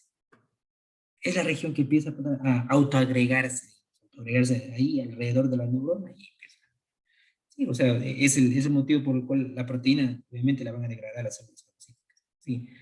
Pero realmente el origen, la causa del Alzheimer no está determinado. No está determinado. ¿ya? No hay realmente un origen, o sea, un origen genético, hay un origen por la producción, por ejemplo, de esta placa beta amiloide, ¿no? ¿Ya? Entonces, realmente no hay una explicación así que la cual se diga, bueno, es el origen de esta enfermedad. ¿Ya? Muchas gracias, bioquímico. Tan difícil. Andrés, dígame. Disculpe, bioquímico, entonces eso quiere decir que el Alzheimer no hay manera en que se pueda hereditar. O sea, si algún O familiar sea, lo sufrió. ahí vamos, por ejemplo, a esa parte que les comentaba de la apolipoproteína E. ¿Ya? Entonces, hay tres variantes de este gen. Tres variantes de este gen de la poliproteína E que tiene que ver con la agregación prácticamente de la formación de esta forma de la formación de esta placa beta amiloide. ¿Ya? Entonces, obviamente, va a ser, o sea, que hay una parte genética, también que se, que se expresa con mayor frecuencia en mujeres, y es generacional, por ejemplo, el Alzheimer. ¿Ya? Generacional Alzheimer, o sea, pero hay estudios de esta variante, de esta variante genética que de alguna u otra forma permite, por ejemplo, al individuo darle un resultado, decirle que de aquí a, por ejemplo, a unos años puede sufrir de Alzheimer, por la presencia de esa variante genética que tiene en su genoma. Ujú. Listo, gracias, bioquímico. Doctor, bioquímico, perdón. Perdón, me puse nerviosa. Es que le iba a decir, es genético, o sea, que con genético podrían heredar algunos miembros de la familia, porque por ejemplo yo tengo mi abuelito, bueno, es abuelito de crianza en pocas palabras, no es de sangre, pero sus hermanos todos han heredado problemas mentales, en pocas palabras el Alzheimer, ya fueron detectados con Alzheimer. Ya, y el único pues que sigue en pie, o sea que está vivo porque lo hemos mantenido con cuidados, con todos los cuidados, todo el tratamiento, porque incluso se llegó a complicar con problemas del riñón, con problemas del corazón, con problemas de lo que es la presión y todo eso, pero se ha mantenido bien. Entonces, todos sus hermanos se han fallecido, pero por problemas de Alzheimer también. Claro. Yo también, o sea, en mi familia también, o sea, obviamente, pero más afectado, por ejemplo, las mujeres. O sea, mi abuelita, las hermanas de mi mamá, por ejemplo, que ya han fallecido, han desarrollado Alzheimer. ¿Y ¿Ya? sus hijos Entonces, podrían heredar Alzheimer o pueden heredar, dependiendo? pueden heredar, también sí, o sea, las Porque yo había mujeres escuchado que dicen que específicamente. depende, creo que cada 2 o 3 generaciones algo así se hereda, pero no sé si las generaciones seguidas heredan también, ¿no? Yo digo que en mujeres es más prevalente la enfermedad, más se va a expresar más en mujeres que en varones. Ujú. Sí, pues digo, son generaciones, o sea, son generaciones seguidas, o sea, abuelita, las hermanas de mi mamá, o sea, y mi mamá a lo mejor también vaya, ya, o sea, y eso ya depende de la edad, ¿no? También. Pero sí es hereditario. ¿No?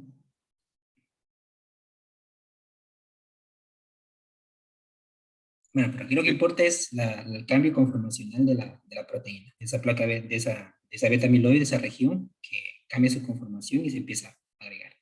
Realmente al cambiar su forma, no se va a degradar y empieza a acumularse. ¿Ya? Empieza a acumularse en las células. ¿Ya? Entonces, para que se den cuenta que realmente la función es, la forma de la proteína es muy importante, tanto para su función como para su degradación. ¿Ya? Para su degradación. ¿Ya? Formas afuncionales igualmente formas afuncionales de proteínas, por ejemplo, rápidamente pueden degradarse en nuestro cuerpo. Pero estas formas, por ejemplo, de proteínas que hay un cambio conformacional en donde se cambian las hélices alfa por una mayor cantidad de hojas plegadas beta, obviamente van a ser difíciles de, de destruirlas. Entonces, por eso se empiezan a agregar, ¿ya? Se empiezan a acumular.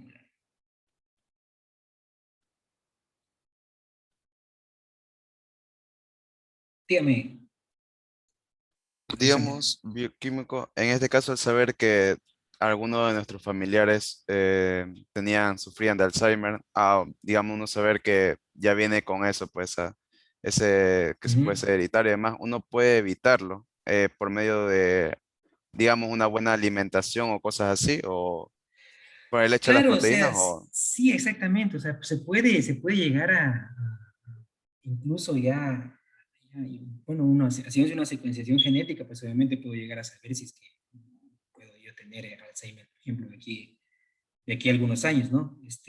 Igualmente, haciendo un análisis del polimorfismo de mi gen, de la poliproteína E, puedo determinar cuál es la variante que yo tengo y ver si realmente estoy en riesgo de generar, por ejemplo, Alzheimer. Y en base a eso, pues ya puedo ya tomar una buena conducta en la alimentación, ¿no? Y en la medicación igualmente, ya puedo empezar, por ejemplo, bueno, con la ayuda de un médico, ¿no? A medicarse, ¿no? Para evitar prácticamente que nos coja, por ejemplo, esta enfermedad, o sea, ya muy temprano, y alargar, por ejemplo, la aparición, alargar la aparición de la enfermedad. Sí, o sea, se puede cambiar, se puede cambiar. O sea, el Alzheimer, por ejemplo, no es que solamente aparece a una etapa muy adulta, ¿no? Puede aparecer en cualquier, digamos, 40 años o 50 años, o sea, que aparece en cualquier edad. ¿Ya? Entonces, por eso es muy bueno realizar esos test genéticos para poder saber es que realmente uno tiene esa predisposición a desarrollar Alzheimer de aquí, por ejemplo, un tiempo determinado. Listo, bioquímico, muchas Bioquímico, gracias. una pregunta. En esta enfermedad, ¿verdad? Se supone que las proteínas se cambian su forma, ¿no? Ajá. Entonces, ¿a qué se debe que hay algunas personas que en tiempo se ponen lúcidas y demoran un tiempo así estando lúcidas? O sea, y las proteínas siguen estando, no creo que vuelvan a un ratito a volver a su forma y otra vez a deformarse, ¿no? Entonces, ¿tendrá bioquímicamente alguna respuesta a esto? No le podría decir, no le podría explicar. Es un misterio, Es entonces. un... La enfermedad es No una. sé, no sé, o sea, no le podría realmente explicar por qué sí, porque hay momentos en los cuales llegas y lo reconocen a uno, lo saludan, ¿no? Pero, y es un momento y después, otra vez. ¿Ya? Pero según la serie de Grey's Anatomy están haciendo investigaciones para tratar el Alzheimer.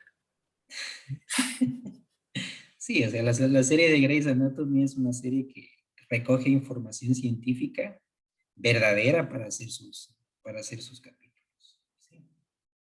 Eso, por ejemplo, de los mini hígados, ¿no? Que también hablan en redes. Se está haciendo estudios con mini hígados para diferentes tipos, por ejemplo, de cáncer y todo eso. O sea, de eso no les discuto. De que hay estudios para el Alzheimer. Y ustedes se podrían dar cuenta cómo son los estudios, ¿no? Se inyecta, por ejemplo, un medicamento. Usted como médico, por ejemplo, no sabe el, el estudio que están realizando, ¿no? Es un análisis a doble ciego. Usted como médico no sabe, por ejemplo, que le está inyectando al paciente para tratar el Alzheimer. Si es el medicamento, es un placebo. ¿Ya? Entonces, de ahí depende mucho, por ejemplo, los resultados de estos análisis, de estos ensayos clínicos.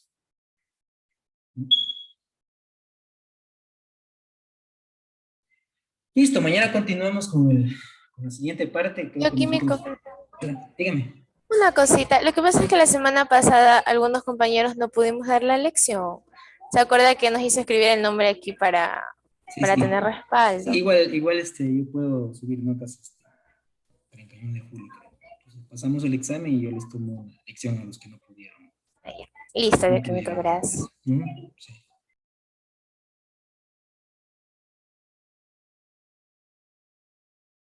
Eso, entonces nos vemos la próxima semana.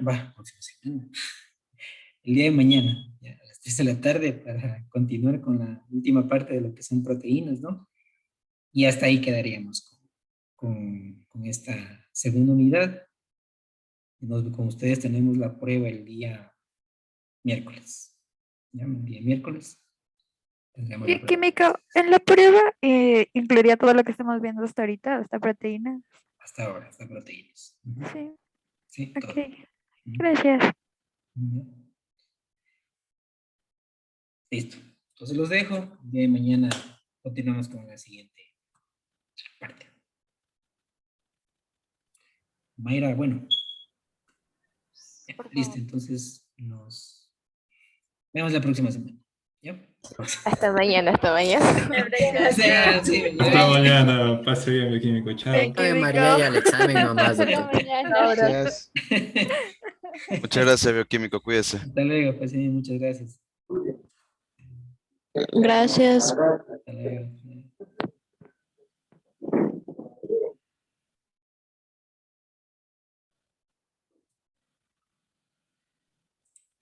Buenas tardes, bioquímico.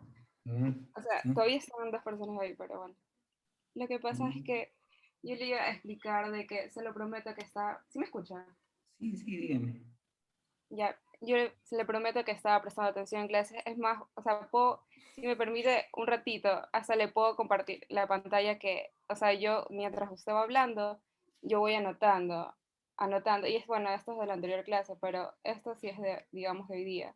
Y yo voy anotando, pero digamos, justo cuando usted me llamó, yo tengo una hermanita pequeña, pero mi mamá iba a trabajar, entonces como que le estaba sirviendo nada más la comida. Y entonces, bueno, en eso como que ya, bueno, me desconcentré, pero le prometo que estaba prestando atención a clase, solo que también cuando usted me hizo la pregunta, no sé, me puse nerviosa, ay, me puse nerviosa y no sé si habría como que forma de recuperar, no sé, la pregunta que hoy día me hizo y no supe contestarla. Porque anteriores clases también, en serio que le presto atención y si usted pregunta, no sé, es como que medio difícil, ¿no? Que se ponga a revisar las clases grabadas, pero en serio que yo sí, o sea, no le participo siempre, pero sí le sé, cuando usted hace las preguntas al final de la clase, le sé responder. Solo Ya, que hoy, bueno, pasó eso. Sí. mañana, después de la clase, igualmente, voy a tomar preguntas. Y recupera. Y usted me pregunta y yo le respondo. Ujú. Sí, pero ahí supliría lo que, digamos, lo que hoy día no tuve como nota.